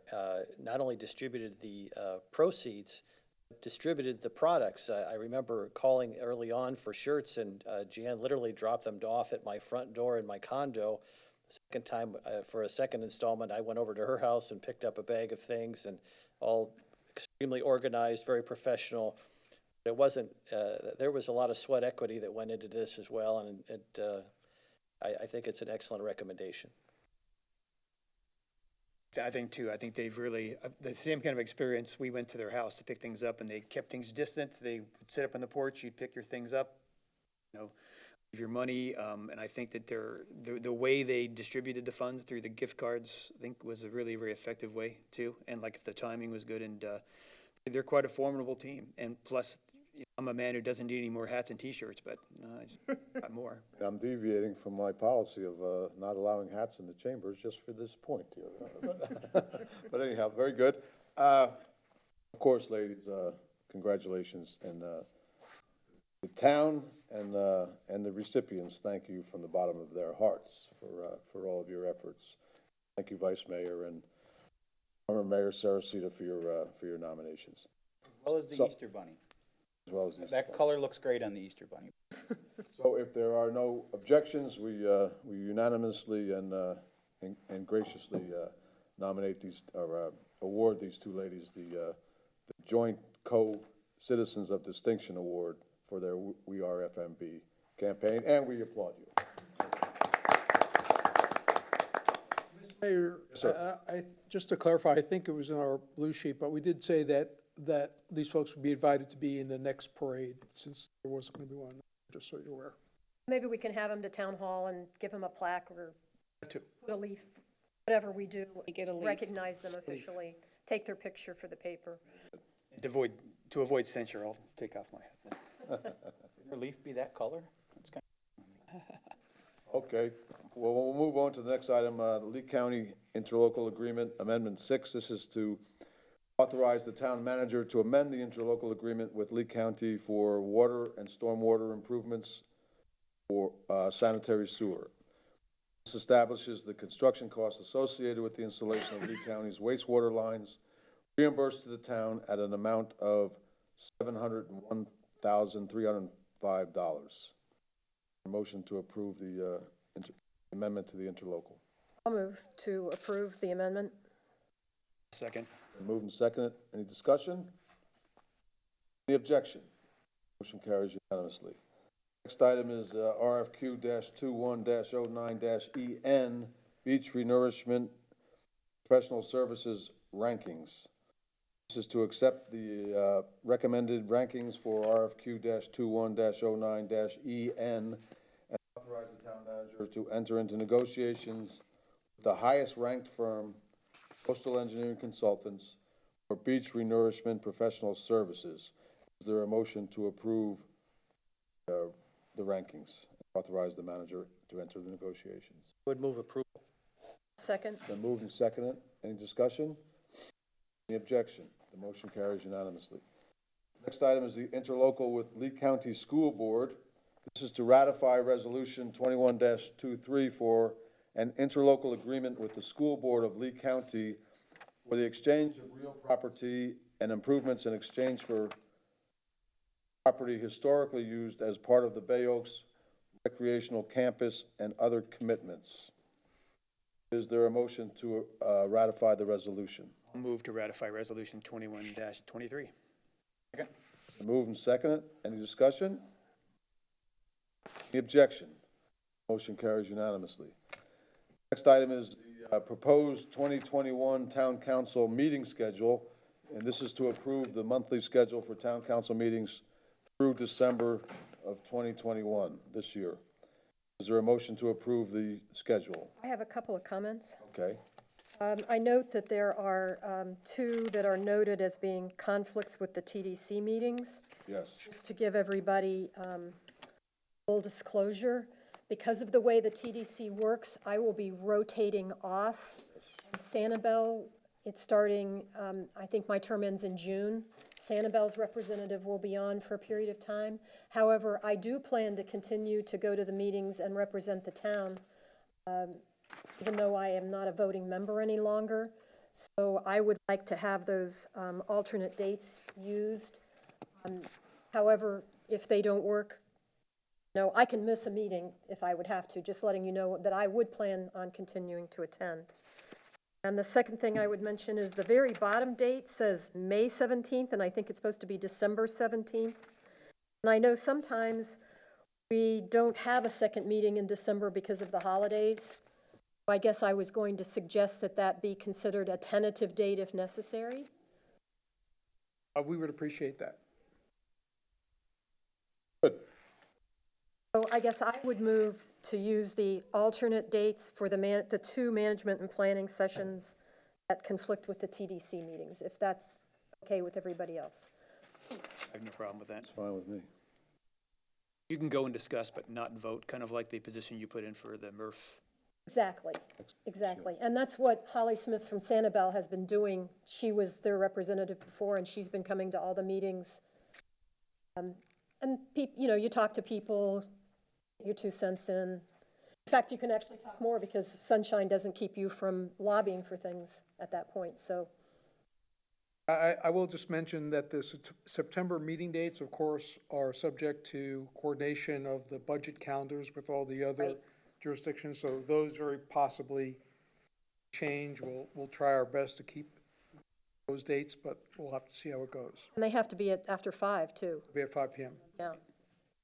Just for the record, Madam Mayor, the date September 9th will be voided and replaced with September 25th. The date December 8th will be voided and replaced with No, December 8th. what I'm showing is the September date would be replaced, instead of the 9th, it would be the 15th. And the December date would be, instead of December 9th, December 8th. Correct. Further discussion? Appreciate you, Vice Mayor, attending the meetings. I'm sorry you can't come up with anything else to do that day. But I do know when Well, I you think get in a it's- rut. It's really important to the town that we have somebody there. Not that, we Oh, I- often have town staff attending, but I agree. having somebody there at the TDC is very important. Thank you for your effort. Require a motion or anything, or we just, I think we did. just, You have a motion on the floor? Consensus. Consensus, good enough. All right. Okay. Next item is final public comment. Anybody wish to address the council? Mr. Mayor, before we move on and go to the town manager's items, if I may, I'm sorry, I'm drawing a blank. Did we read the title of the Myerside ordinance into the record and take a roll call vote? We took a roll call vote, but I know I did not read the title. Can you go back and read the title? Yeah, can we go back to that item for the record, just to simply read into the record so no one can say or challenge our actions for not having followed state law? we get a vote again? No. Always the optimist. Want to change your vote? Okay. Okay, we'll read that into the, this is regarding the Myerside. This is ordinance 21-02, an ordinance of the town of Fort Myers Beach, Florida, approving an amendment to the current zoning map for the property located at 131 through 151, 125 School Street, and 2661 through 2681 Estero Boulevard, Fort Myers Beach, containing plus or minus 1 acre, generally identified as strap numbers 19-46-24 W3-0020C.0230, comma, 19-46-24 W3-0020C period 0270, comma, and 19-46-24 W3-0020C period 0290, semicolon, from residential conservation, RC, to commercial plan development, CPD, approving a master concept plan for hotel, retail, and restaurant uses, including consumption of alcohol on premises, and approving deviations from the Land Development Code, LDC, providing for Scrivener's errors and an effective date. Thank you, Mr. Mayor, and then we'll make sure that the vote reflects that which has already been taken. Thank you. Thank you for bringing that to my attention. Okay, final public comment? Anyone?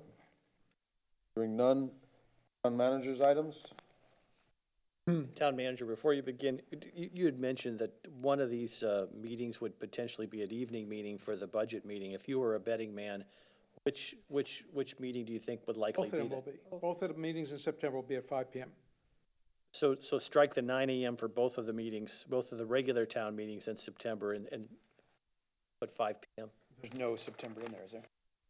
Yes, sir. Unless the council wants to have a split meeting, but typically what we do is we have the entire meeting at 5 PM.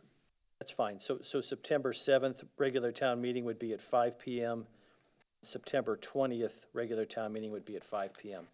That's correct, but as I mentioned, Councilor Adderholt, these dates are, there's a pecking order of government jurisdictions who get to pick their dates ahead of us. That's fine. They pick a date, we'll have to adjust I accordingly. think every year we've had to move a meeting because the school board or somebody has trumped us. It's fine. Just so, There's a placeholder. subject to change. Sorry, go ahead. Okay, so, while our meeting this morning was going on, we did get confirmation from the auditors that they are only waiting on that last item that the town attorney is going to be providing, and they should be able to wrap up their audit. So we were able to confirm that.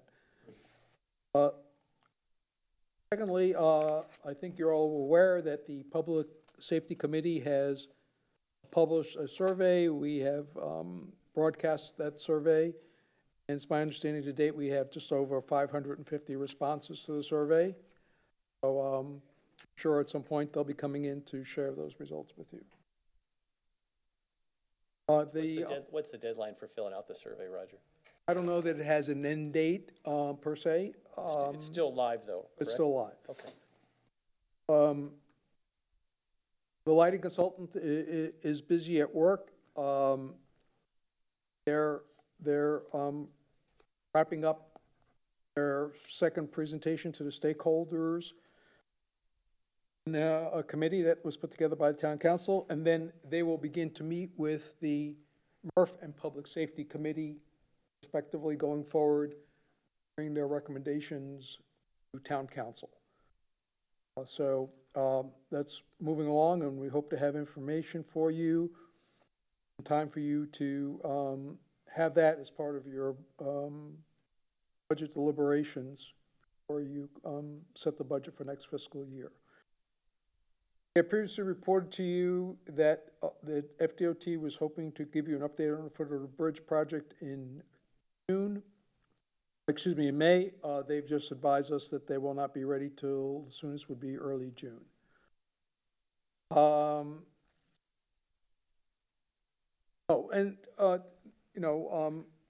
Normally I know you and I are the recipients of news regarding, code enforcement did this to us or base did that to us. But, sometimes really important things they do will get unnoticed, and I just want to take a moment and bring one of those things to your attention. On Friday afternoon, a child was lost on the beach. LCSO was scrambled to try to find that individual, and that individual was found by that child was found by one of our base employees, Dan Weber. So, they're out there and they're doing their job in terms of trying to help and assist the public, and it's one of many cases where the situation was somewhat averted by their performance and work on the beach and in our town. So it's excellent news, very good news, and that it worked out and we were able to help locate the child. Can you repeat his name for the record? Dan Weber. Dan Weber. Thank you, Dan. Thank you, Dan. You, Dan, most How people old was just, that child? It was a young preteen. And then last but not least, I want to thank the town council for working with me on item 9A with the BK Financial Services to continue our continuity up there while we're recruiting. Appreciate your help with the waiver of bid to let me do that. Okay. Town Attorney. Thank you, Mr. Mayor. As we promised, moving forward with the school board on trying to wrap up the Bay Oaks property transfer, and appreciate your approving the amendment to the interlocal that on there. That gives us flexibility to move forward in getting that completed. Also, want to reiterate the email that I sent to you all earlier or last week that we did prevail in one of the code enforcement appeals that we had pending before the circuit court in Kia Stera Shops dispute. The court issued the order that I forwarded to you, dismissing the appeal with prejudice. It is theoretical that the property owner could appeal that case to the Second District Court of Appeal, but based upon the posture of the case, that's be very difficult for the property owner to do so. As we win one, not that we lose one, but I've received notice from local attorney that they are filed an appeal in another code enforcement matter involving an entity called White Sand Properties of Fort Myers Beach, local individual associated with Jesse Schmidt that we had a code enforcement hearing last month on. Obviously, that's in its infancy. I just received a copy of the writ of cert that they filed. It hasn't been formally served on us. They did provide it to me as a courtesy notice, so we will be addressing that one as well. Finally, I received a notification from our outside counsel that on EDA lawsuit filed by Mr. Rood in federal court, the federal court denied the motion for to dismiss the lawsuit, but did say that the arguments that made by the town are more appropriate for the next stage of the process, which is motion for summary. So our outside counsel will begin the process of engaging in discovery and preparing that case for motion for summary judgment. Last but not least, in another related, unrelated case where our outside counsel, the Johnson & Selma firm, is representing us, is that the claims in the Jameson Burt Harris claim, which is a subcomponent of the larger lawsuit where he's alleged regulatory taking. The case has been fully briefed. There is a supplemental argument that is, I believe, will take place tomorrow or sometime this week before Judge Laboda. But all the prior rulings and the indications, if you wish to, that judge has made, it does look that we're cautiously optimistic that Judge Laboda will issue an order in our favor in that regard. That's it. Have any questions? Questions for the town attorney? Was there, going back to the Rood litigation, is there a reason we weren't provided with that ruling? I mean, I just kinda got received caught it. I'll flat-footed. forward it. I received it, so I'll forward it to you. Well, I guess that's what my concern is. I learned about it through social media. Of course, I was getting questioned about a ruling that I had no idea happened. And I felt very flat-footed and unprepared to be able to talk intelligently about what the ruling was because I hadn't had a chance to see it. I understand, and I appreciate if that, if my or outside counsel's lack of timeliness, I don't want to characterize because I don't think so, or my lack of timeliness to forward it to you all, I certainly apologize. But if there's ever that situation where someone potentially notifies any of you all of a ruling that sometimes I have not received a copy as you have, please reach out to me so I can then go up to whoever I need to make sure to get a copy and be able to provide that information to you. Because it certainly never wanted to put you in that, or any of you in that particular, in that type of situation. So if someone informs you that, oh, well, you know, we've received a favorable order, then please let us know. And I want to emphasize that just because the judge dismissed our motion to dismiss does not mean that anyone has won or lost the case. Right. In its infancy. It moves on. So, and I just apologize. Well, no, in that regard. You know, as you can imagine, reading about it on a social media post was. Anything else, sir? Nothing. Oh, I'm sorry. 3 o'clock. We'll have the nuisance abatement board is meeting for their 30. organizational meeting. 1:30. 1:30. 1:30. Oh, cars. 1:30. And as part of that, and as well as we've made an offer to all of the advisory boards, is a primer on sunshine law, public records law, ethics, as the vice mayor has been asking for. So we have sent out an invite to all of the members of our advisory bodies if they wish to attend this afternoon's meeting to hear me speak on those subjects. Great. The more education, the better.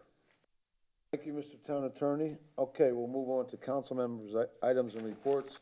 I see we have one listed here this morning, and that's the review of the emergency declaration number 8. So, Well, ask for that, sir? yeah, well, I guess since I'm the squeaky wheel on this one. Okay, go ahead. I'll be the one to start on it. You know, as I had said at the last meeting, a lot of changes have happened. Vaccines have come out. We've learned a lot more. People are protecting themselves where they see fit. Actually, but ABC News is reporting that Governor DeSantis signed a bill to take away all restrictions on COVID-19 effective July 1st. So the point is coming, whether we want to uphold this mask mandate or not. I know a lot of businesses, as I said before, have taken down their signs. They're not enforcing it. Their employees aren't wearing it. To me, it just appears that it's time to end our last number 8 emergency declaration and continue to move forward. Yes, at this point, I'll chime in and say that since Mr. Allers brought it up last time, the CDC has issued new guidelines which partially conflict with our emergency order. I don't believe it's appropriate that our orders conflict with the CDC. So I'd be in favor of dissolving the order at this point. I would like to emphasize, though, that there are businesses who wish to keep mask restrictions in place, and that I support those businesses. That is a decision that they are allowed to make. And they are fully within their legal rights to do so. I would encourage the citizens of our town, just because we've dissolved our emergency order doesn't mean that they should disrespect businesses that have different rules. They may have employees they wish to protect that are fragile. They have their own reasons, and we need to respect those people who make those decisions. So I'd be in favor of dissolving the emergency order.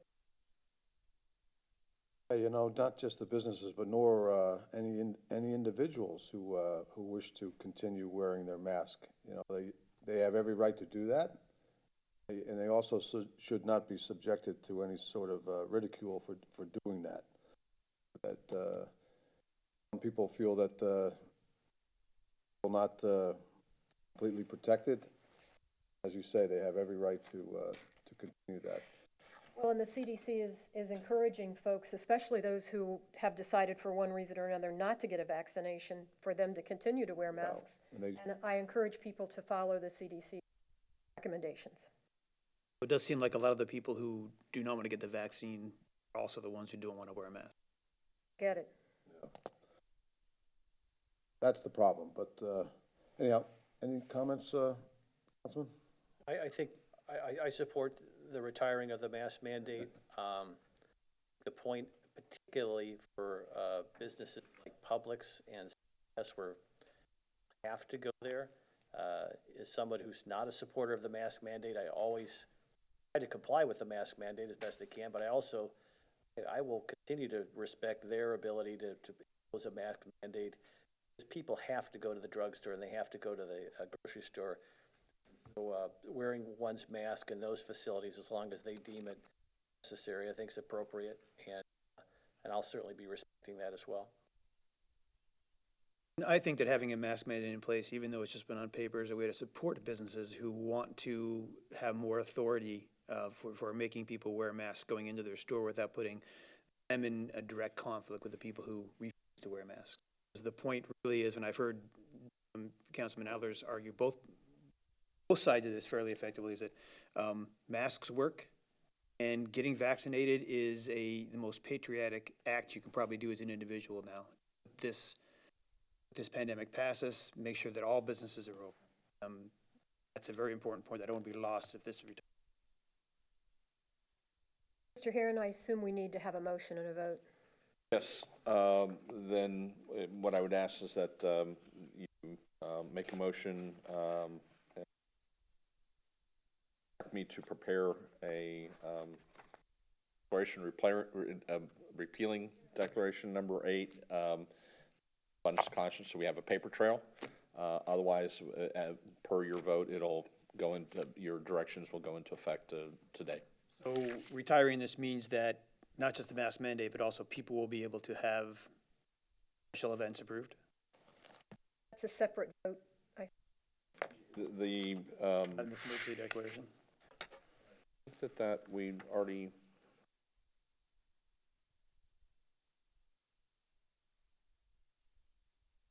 I think that's something that we I think had. we already did that. We But did. outside of emergency declarations, we had given the town manager our consensus that he could make judgments on special events. So I think that's a separate discussion we need to have as to whether we are continuing that process or not.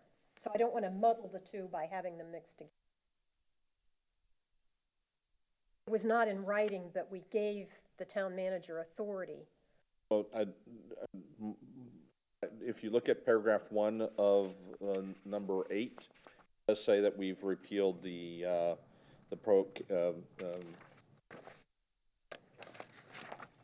declaration number 1 is the declaration in which the town had placed a prohibition on special events. That's been repealed. So My obviously- my recollection is the outright ban was removed, and the direction was for myself to use discretion, and then if somebody disagreed with my position, they could come here and appeal to you all. That's what I was saying, that I thought we needed to have a separate discussion on whether we are continuing to give the town manager more discretion than he had had in the past. We address that at the same time, or does that have to be publicly notified to the discussion? It's up to you all, Miss, you want to discuss it now, or in the context of? I think we need to vote on this, and Yeah, then We do need. let's not muddle them together. Want to have a motion to, I think I made, didn't I make the motion? Yes, I do.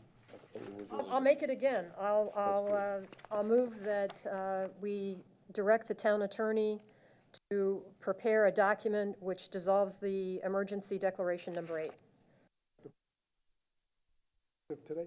effective today. Second? move and second it? Discussion? I'll add just a couple of comments here. I don't know whether we're the last municipality in Lee County. I don't know whether Sanibel still has theirs in effect. But if we are, I'm proud of that. I'm proud of the fact that we were one of the first ones to initiate this and one of the last ones to repeal it. I think we did our duty to protect our citizens here in the town the best that we could, and by encouraging the wearing of the masks and protecting not only their health but the health of others. I'm very proud of that. I encourage anyone who thinks that we're giving up here. We're not. I encourage anyone that still feels unsafe, that they're going to go out and venture out into places where they feel there will be crowds and so forth, to continue wearing your masks. If you so feel, I will continue to wear mine when I'm out in Publix or CVS or in stores and so forth, for my own protection and for the protection of the people in that store. When we're outside now, there's we've been vaccinated too. Most of us have been vaccinated, so that's certainly helpful. But when we're outside now, we'll continue to social distance as well as we can, and not congregate in huge groups until further instructions come down from the CDC. And to those who would criticize these efforts, I say you're entitled to your opinion, but this is the way we've done it, and again, I'm proud of the efforts of the town. So, with that being said, if there are no objections to the motion, I'll vote nay. okay, it's the motion carries 4-1 with Councilman Veach dissenting. Sounds like a broken record. Okay.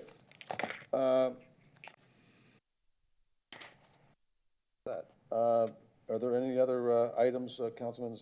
Let's start on the end here. Can we go back to the special events? Do you want to discuss that now, or do we want to keep it the way it was? I mean, if we're, Just for a point of information, Counselor Allers, Vice Mayor, could you help us understand, is what we've sort of empowered the town manager to do, is that different than normal? In other words, do we need to change it? Or in other words, was that how it's always been done if somebody didn't like the town? In my opinion, we had given him extra authority to exercise discretion about special events. Okay. And at this point, I was going to bring that up and say, I think that it's time that we go back to just following the special events procedure that's in place. I guess what I was trying to understand is how is what we've empowered him to do different than the normal? Just asking, I honestly don't know. How is it different than what the normal procedure is? Like me to help? Sure, go ahead. Okay, so my interpretation of what was in place was that an event that we may have typically approved, we could disapprove because of the concerns with COVID-19. So that's the subtle difference, if you will, that was there in the prior action taken by the council. So I hope that clarifies things. Okay, thank you. And just to, on the similar topic that is kind of intertwined, I think it's important for us to discuss that just because we've dissolved the emergency order declaration, that doesn't mean that, for example, someone who's running a program at Bay Oaks can't have a policy that's a town policy for a particular group. For example, if they have insufficient staff to keep, or insufficient space to keep kids separated, and they want to have a mask policy for a particular event, that would be up to staff to determine. That's outside of an emergency declaration. I believe that that's appropriate, and I'd like to make it clear to the town manager that our staff can implement policies for differing situations that they may find that they are having to take care of in order to protect certain people. Thank you, Vice Mayor. I think I shared an email with all of you from one of our directors saying that based on the schedule and all her employees, many of them won't be vaccinated yet, and they want to be able to continue to use masking when appropriate based on the events that they're running. So thank you very much for bringing that up. And I think there are lots of valid reasons that a staff person who is organizing a particular event have for having specific regulations or rules regarding that event. They may have a staff member who has not been vaccinated. They may know that they have a participant who has enrolled in that event who may be fragile. They may have knowledge that we don't have about a particular situation. So if they need to, for a particular program or event, institute some policy, I don't want to give the impression that by dissolving our emergency order that we have taken away the ability of the town to make rules about events. We make rules about events all the time, that you have to wear a particular kind of footwear for safety, that you have to wear a life vest when you go on a kayak trip, for example, something of that nature. We have always had that authority, so I just want to make sure that there's no lack of clarity that the staff still has that ability. Are you saying just specifically Bay Oaks, or are you saying globally on all town properties? Well, I don't want to say just Bay Oaks because there may be some program I haven't thought of. I guess my question is, thinking about it outside of this room, that could seem very confusing. Well, it's not any more confusing than it ever was. Staff has always had the ability to make rules for a particular situation. Like I said, an example would be that if you're having a kayak trip, everybody's got to wear a life jacket. I guess what I'm saying is confusing is, as of today, you're no longer going to be required, if the business chooses to keep that in place, you're no longer going to be required to wear a mask indoors. So if it's an indoor event or if it's an outdoor event, it just use Bay Oaks because that's what we're talking about. I can see how there could be some confusion as to, am I required to wear a mask to go into Bay Oaks, or am I required to wear a mask during that event? There shouldn't be confusion because the person who's running that event will have distributed the rules for that event when people sign up. Okay, so that's the clarification I guess I'm looking for. So if it's a, I want to clarify that our staff has the authority under appropriate circumstances to make regulations for their particular situation. Like any business owner. Right. yeah, I'm not articulating what I'm thinking. What I'm thinking is, you can have an event within a building that we are saying you no longer have to wear a mask into, but you have to wear the mask to be part of that event. Yes. They can, that's where I'm saying I think I could see some confusion from the general public. I don't have to wear the mask into the building, but I do have to wear it if I'm attending whatever the program is that you know ahead of time that you're signing up for. I don't think it's confusing because if you signed up for the event, you're handed a list of these are the regulations for this event. And I just think talking through it makes it a little more clear that we're not telling them they have to wear a mask, walk into the weight room of Bay Oaks anymore. again, I'm not familiar with all the programs and all the scheduling and all that. Our staff has the ability to make those rules, and if they have a sign on the door that says you can't enter this room without a mask, they can do that because they know what program is going on in there. I don't want there to be confusion that our staff has any less ability to regulate a situation than they had in any other way. Right, so just to perhaps help you with some clarity. So the weight room we have at Bay Oaks is very small, as you all know. And it's not outdoors, as you all know. So, and there's people in close proximity to each other, breathing hard, hopefully, if they're exercising the full, trying to get their heart rate up, et cetera. So, in that type of scenario, I think it may be appropriate, and I say may only because I haven't talked specifically to Allison and her staff about it, but it may be appropriate that even though the council is taking this order in general, I'm going back to what Councilor Veach is kind of saying, in certain scenarios, we're just like any other store owner, if we feel a particular aspect of our business requires masks to protect our employees, some of whom are in the 18 and older group who have not been vaccinated yet, just because that just recently started, that might be necessary for a time. Yes, thank you for that, Roger. Just a question to John. Town, just to make this even further confusing, the town already has that authority, right? We're not really giving them new authority. They already have that authority. Is that fair? Sure. Okay.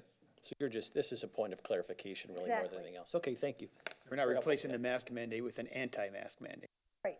Gotcha. Okay, now the business about the special events. We want to discuss that at this meeting. The mask mandate was on the agenda. It wasn't particularly mentioned on the agenda. Typically, we don't discuss things unless they were previously on the agenda, so the public would have a chance to. So that's the decision the council has to make here, whether we. I think we're safe to discuss it because everybody was noticed that we were reviewing emergency declarations, and in effect, what that was an oral emergency declaration that we had made, even though it wasn't in writing. So I feel safe discussing it. All right with that? I think I so. don't have an issue. I'm not sure. I'd like to hear from John what an oral declaration from the council is and how that is binding, if at all. You all set policy and you direct staff. So in either written form, which is generally in the form of an ordinance or resolution, or by motion and directing staff, as you also do regularly at these.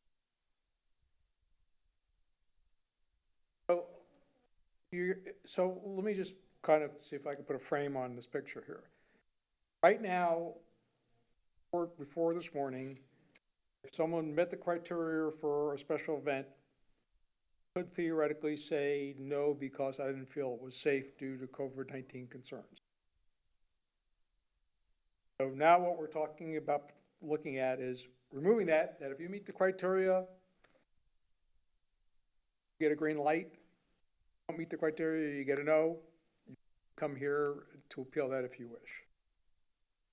Standard practice. That's my understanding of what we're discussing, yes. That's our standard practice. So it's just basically opening up the floodgates. So if you want to open them up, Well, that's your decision. That's my concern, and I'm particularly thinking about the 4th of July. To prevent someone now from coming in and applying for a permit for the July parade. Are we ready for that yet? I don't agree with the terms that were used about opening the floodgate. I think the fact that we already passed that we were allowing if you want to use that term, opening the floodgate, we already did that when we approved the fireworks. So I don't know if I'm comfortable with using the terms open the floodgate. Well, what I when it meant comes by to that, special events Counselor, just to permit. be clear for the people who are watching them. Right now, if you qualify for an event, I could still say no.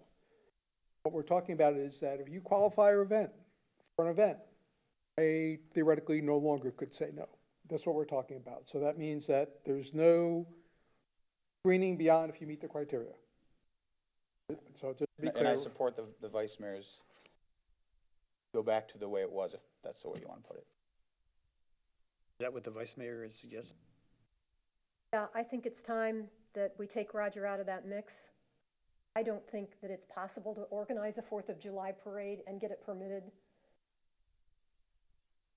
I understand your concerns, but at this point in time, if I gave my best efforts to it, I couldn't organize and get permitted a Fourth of July permit And I have it on starting good authority today. that the chamber has no interest in to push forward with the Fourth of July parade this year. I do think that, I mean, the CDC guidelines still don't encourage large gatherings, either indoors or out. A lot of the events that the limitations we put on the town manager were events of 10 or more. And essentially say that if you want to have a large gathering, if you want to have a Fourth of July parade, or you want to have some big event downtown, now the town manager is powerless too. We should, No, even if it goes They- against they CDC still have to guidelines. follow the special event rules, and that is if you have an event that's really, really large and you're going to use town property, you still have to come to council. You still have to go through all those approval processes as before. We're just taking the town manager's discretion out of the. Still many steps that you have to go through to have a big event, and most of them involve coming to council. So let me just give you a real-world example so that you can, maybe it'll help you focus in on the issue. So we have a request for 65 people to have an outdoor event at one of our facilities in a couple of weeks. Under further discussion this morning, I would give some consideration about how big a space, make sure it was all going to be outside, et cetera. If you remove that, and by the way, I appreciate those of you who are trying to take me out of the bullseye. They qualify, fill out a form, they qualify, it's a go. So that's kind of the issue that we're dealing with. It's not on town property. This one, it would be on town property. But if it's town property, then we have the discretion outside of a special event permit to whether we allow people to use town property or not. Yes, but what I'm really saying is that if people generally meet our rules, other than, the example of the gym would be the other side of the spectrum, but generally if other people meet our rules, we're going to process it and put it through for all extensive purposes. So in your example, would this have to come in front of town council? No. There's a point where so it may go against CDC guidelines. It would not have to come in front of town council. You would have to approve it. Okay, that's not making any sense to me, because if you come and ask to use town property, it's, not everybody is granted the ability to use town property. That's true. It's not an automatic that, Joe Blow could walk in and say, I demand I'm going to have a party at Bay Oaks on X day. If we've already got programming or something going there, we don't let them use it. So it's not automatic that Right. you get to use town property upon demand. I don't want. But town council was not in the mix of that. No, An but the obligation. town still has control of the use of its own property. So let me see if I can make one more attempt to clarify this thing. If I understand what you're saying, what some of you are saying, it's not going to become part of my review to verify that particular use by someone of one of our properties, et cetera, is 100% in compliance with the CDC guidelines or not. So that's not a town code. So the question is, how much of that you want to place on my shoulders? Question just came back into the question then. So I guess the point seems to be that when someone says they want to get X number of people into some facility, then the approval process probably has fire code limitations, not CDC guidelines. Right, well, so let me, again, trying to help here. So we have like the Murph pop-up thing. I talked to Jennifer, I said, look, people per table, if you have 4 tables, you have 8 people, you have 1 table, don't have 8 people because you'd be on top of each other. And work that out with her, so that's how she's proceeding and having her pop-up events where she's having those. So exercising, I guess, my old public health experience from my undergraduate days, into the CDC guidelines, trying to come up with something that's reasonable, but may not be exclusively required by our special events permit, but something that's appropriate for the circumstances. That's what I've been doing. I mean, at the end of the day, not taking away your right to go to that event or not, if they have it, if it gets guidelines without Roger's oversight or discretion. We're not taking away your right to go or not go. You still have that choice, or to wear a mask or not wear a mask. We're just saying, my opinion, I don't want to speak for the vice mayor, that we're taking it off of Roger's plate as his discretion as to whether or not the special events permit gets it. I support what the vice mayor and Councilor Allers are saying with respect to taking this discretion, this burden, if you will, off the town manager. I would just to say a point that Councilor Aller makes. I understand that you can tell people, well, if you feel like you're not safe, don't go. But people who are behaving in that way are perpetuating this pandemic. That's how it spread. And so by going to these events, by encouraging events that don't really conform to the CDC guidelines, we are in fact damaging people. We are letting this disease spread and continue. We're not encouraging anybody. By not having CDC guidelines now as part of the special events approval process? That was the whole We idea. don't go out and solicit people to apply for a special events permit.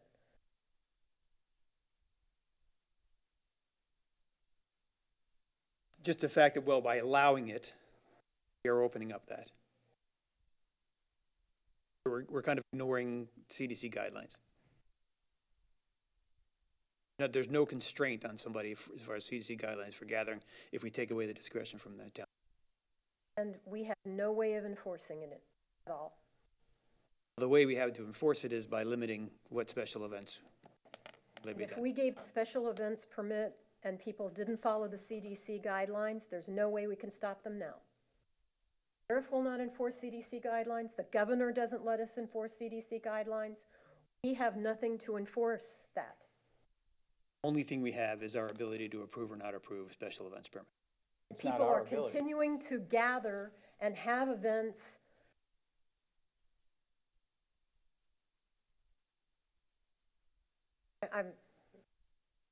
No, I We're think not accomplishing anything anymore, is what I'm trying to say. this may all be moot in another month or two.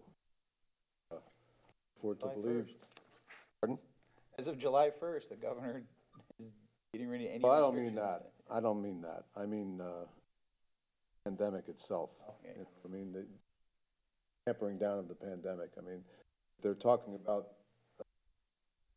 vaccinating a third of the country. If they're talking about getting a third, maybe a moot point. I believe the president, and I do, said that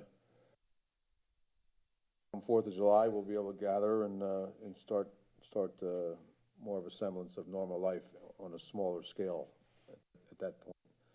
So, I mean, me, I just leave it the way it is. I'd let the manager have his discretion, the short term here, and review this in another month or so. But what harm is there? I mean, what's going to be coming through the door here in the next month or so? Well, Mr. Mayor, I just want to, I guess, it seems to me that from my viewpoint, events are happening. I think this weekend there was an event. That people moved it from its typical location to another location. It didn't stop Council Beach to people from going. Just, we didn't think it would be sort of a hassle to get it through the town. So we moved it to another location so we didn't have to deal with that. Vendors were still there, the volunteers were still there, the public was still there, people were still there. So, and some of them wore masks and some of them didn't. So I don't know that, to be honest with you, we're having a tremendous effect on people who have a hard position on this. Are we putting some maybe additional hurdles in their way? Yes, but it's not really changing ultimate outcome, I don't believe. You know, that's, I mean, our authority is limited to our jurisdiction. So, I mean, to say, well, someone in New Jersey is doing something, so we don't have any control over that, so why bother? I think it's just, this is where our responsibility lies. I'm not really saying that. I think, I don't want to mention specific names, but, I think, there are at least two events that I'm aware of that people just did workarounds. So I don't know, the reason I'm pointing it out is I don't want you to think our wall is a solid wall, it's a permeable wall we've had in place. We did the best we could. Okay, so where does this leave us? I think we have a consensus. Roger no longer is going to be burdened with exercising his discretion. I do concur with that, yes. Well, so, Fine. again, I just reiterate that, people be careful. Your own judgment, Vaccinated. own judgment. Please get vaccinated. Vaccinated. First get vaccinated. Oh, okay, that's done. Who else has anything? Anybody else have any items? And did you finish? Not, well, yeah, I guess this was technically mine, I don't know. But, yeah, I got a couple things. About the upland facilities. There's, it's come to my attention that there is some right-of-way at the end of Virginia Avenue the town has, it's on a canal there. Isn't this up for discussion on Thursday? Part of the management and planning. Well, it's already on there, never mind. I guess I haven't looked that far ahead. Actually, yet, looking so- forward to that discussion, I say. Okay, so. Well, you can mention it. Just, at the end of Virginia Avenue, there's a piece of property that the town owns that, may or may not, and it's gonna be to give the town attorney, direction as to whether he can look into it, can be a site or not. The only other thing I have is, Lee County Sheriff's Office was in here this morning talking about, the outreach center. And as everybody well knows, it's pretty near and dear to my heart. It's one of the things I think that's very important for our island. We do have some land that I think we'll be getting, if we don't already have it, at the base of the bridge for a while that could possibly work for their temporary trailer that they could use. Old chamber right there, that's the grassy knoll, if you will. I'm just curious to see if the will of the council would be to direct staff into looking into the possibility of maybe making that, although temporary, a site that the outreach center could post up until either the, let staff look into whether, one, it's feasible, if it's going to interfere with any of the TPI stuff or any of the base of the bridge stuff, and maybe give us an update on if that's a location that would work for them. And is this the Ocean Jewel, or the Ocean Jewel property? Yes, the one- yes, the little corner there where the coming soon Margaritaville sign is, I know that's, I don't know if it has gone to the town or if it's going to be going to the town shortly, and the town will have the right to make decisions on that property. Yes, I'd like to wait until they've had a chance to check with Beach Baptist, because the offer was made previously and turned down. And I'm not, I guess I'm not here asking to grant them permission to do it, I'm just looking to see if the will of the council be to allow staff to spend a little bit of time Well, to that's what I'm look saying. into agreements or I not. would say let's not spend staff time until we find out whether that's feasible for them, because I know they were very interested in having them there. Wanted to work with them and have a better relationship with them, and so I'd like to, rather than spending staff time, if that's already a possibility, and then if we find out that's not, then I can appreciate it. And it just, in my discussions with the Lee County Sheriff's Office, because there was other sites that were obviously talked about, they worked with the county to try to find some locations that were offered up that, the point of that is to be seen. It's to be, it's a presence. And the further you get away from the main area that people congregate in Times Square, I think the less effective it would be, at least that's my understanding. So the closer that we can keep them to be in the forefront, if you will, of accessibility and seeing where they're at, is the reason I thought that property might be a good solution. And maybe that will work for them. That's what. maybe And I'm it's too only far looking at down. Beach Baptist as a temporary anyway, not the permanent solution. Okay, maybe So- till, I see Yeah. what you're saying. Okay. Depending on we how have- much space they need, because I agree with Dan that really a lot of the effectiveness, the popularity is the fact that now it is right in the heart of town, and it's a very visible location.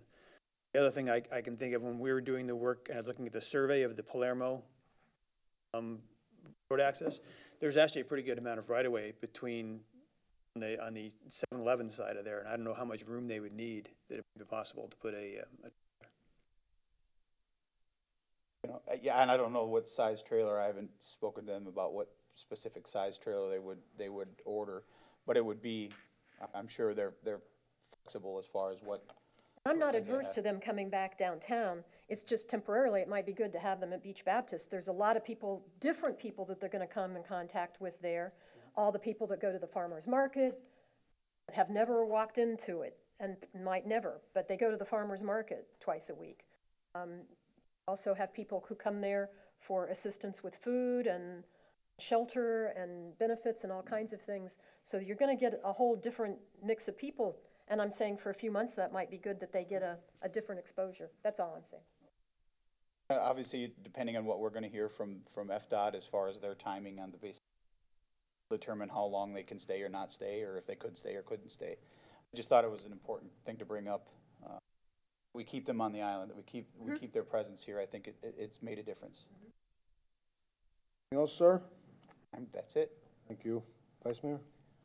Okay, this I had previously discussed with our town manager briefly. I did have a person contact me that was interested in bidding on the Tourist Info Center, and Mr. Hernstadt had some thoughts about that. So I wanted him to share those with the council about whether we are going to put that back out for bid or not. Thank you, Madam Vice Mayor. So we are in the midst of working on Bayside Park and Bay Oaks and Times Square and school board agreements or whatever. And so the rebidding of the information booth became a lower priority for us. I did receive a call, and I think the Vice Mayor confirmed, from a person who also approached her about trying to get that going again. I got in contact with the former operator and suggest that they get together and see if they can work out a deal to transfer/acquire information booth. B, to see if they can work out some subcontracting arrangement, which would allow the person to be out there sooner if they can reach an agreement. So that process, or to increase the priority of rebidding the information booth. And don't forget that basically a year from now, whoever's out there is going to have to stop operating, because we'll have enough going on with the construction. We won't have to work around another party besides all the existing parties that we have out there. For us newer people, could you just give us a 30-second underlying overview of, is this a private entity? Is this a county? No, it's a private entity, and what they did is they basically had like a little kiosk, if you will, and they would distribute information about the different amenities and activities on Fort Myers Beach. They would also book some of the activities that you could do on Fort Myers Beach. So, for example, if you wanted to go parasailing, you could book it through them, and they would get a percentage of that booking, et cetera. It involves the town because the kiosk was on town property. Yeah, I remember it, I didn't remember the economic model behind it. Yep, okay. Anyway, I just wanted it to be out there that if anybody wanted to move up that priority, it seems to make sense to me that it not be a top priority at this point, just because it seems crazy to open it, close it, open it again. I wanted it to be out there that the rest of council could opine on it. I mean, we're actually, if the former party and the new interested party can get together, work something out, we'll work with them to try to facilitate that, as long as I understand it's a short-term situation. Second thing that I had to mention is that the TDC recently had an evaluation workshop on the projects that, grants that were requested. This was a workshop and a preliminary approval, but all of the town grants were preliminarily approved. They still have to go to the full TDC for the formal vote, and then to the commissioners for yet another vote, but they have passed the first hurdle, which is a very good sign, because last year there wasn't enough money to go around to pay for our capital projects. I want everybody to know that we did pass the first hurdle at that workshop.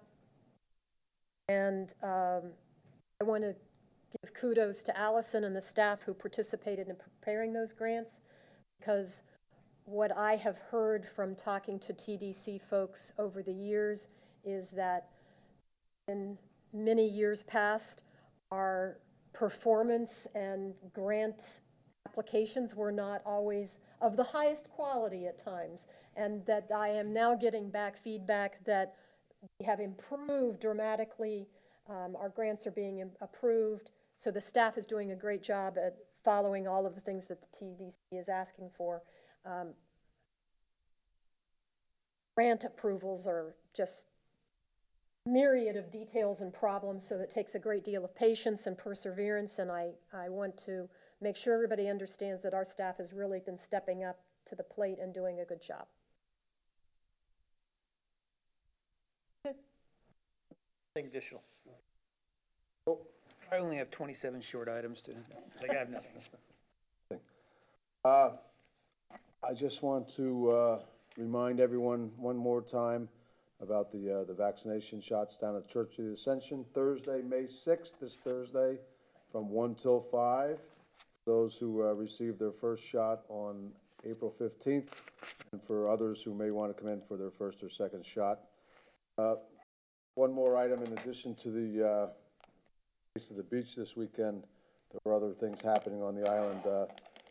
As we progress here with, finally, with the culmination of the beginning of Margaritaville, we're going to be saying goodbye to a lot of businesses here on the beach, some longer, some shorter, but regardless, we'll be bidding adieu to several.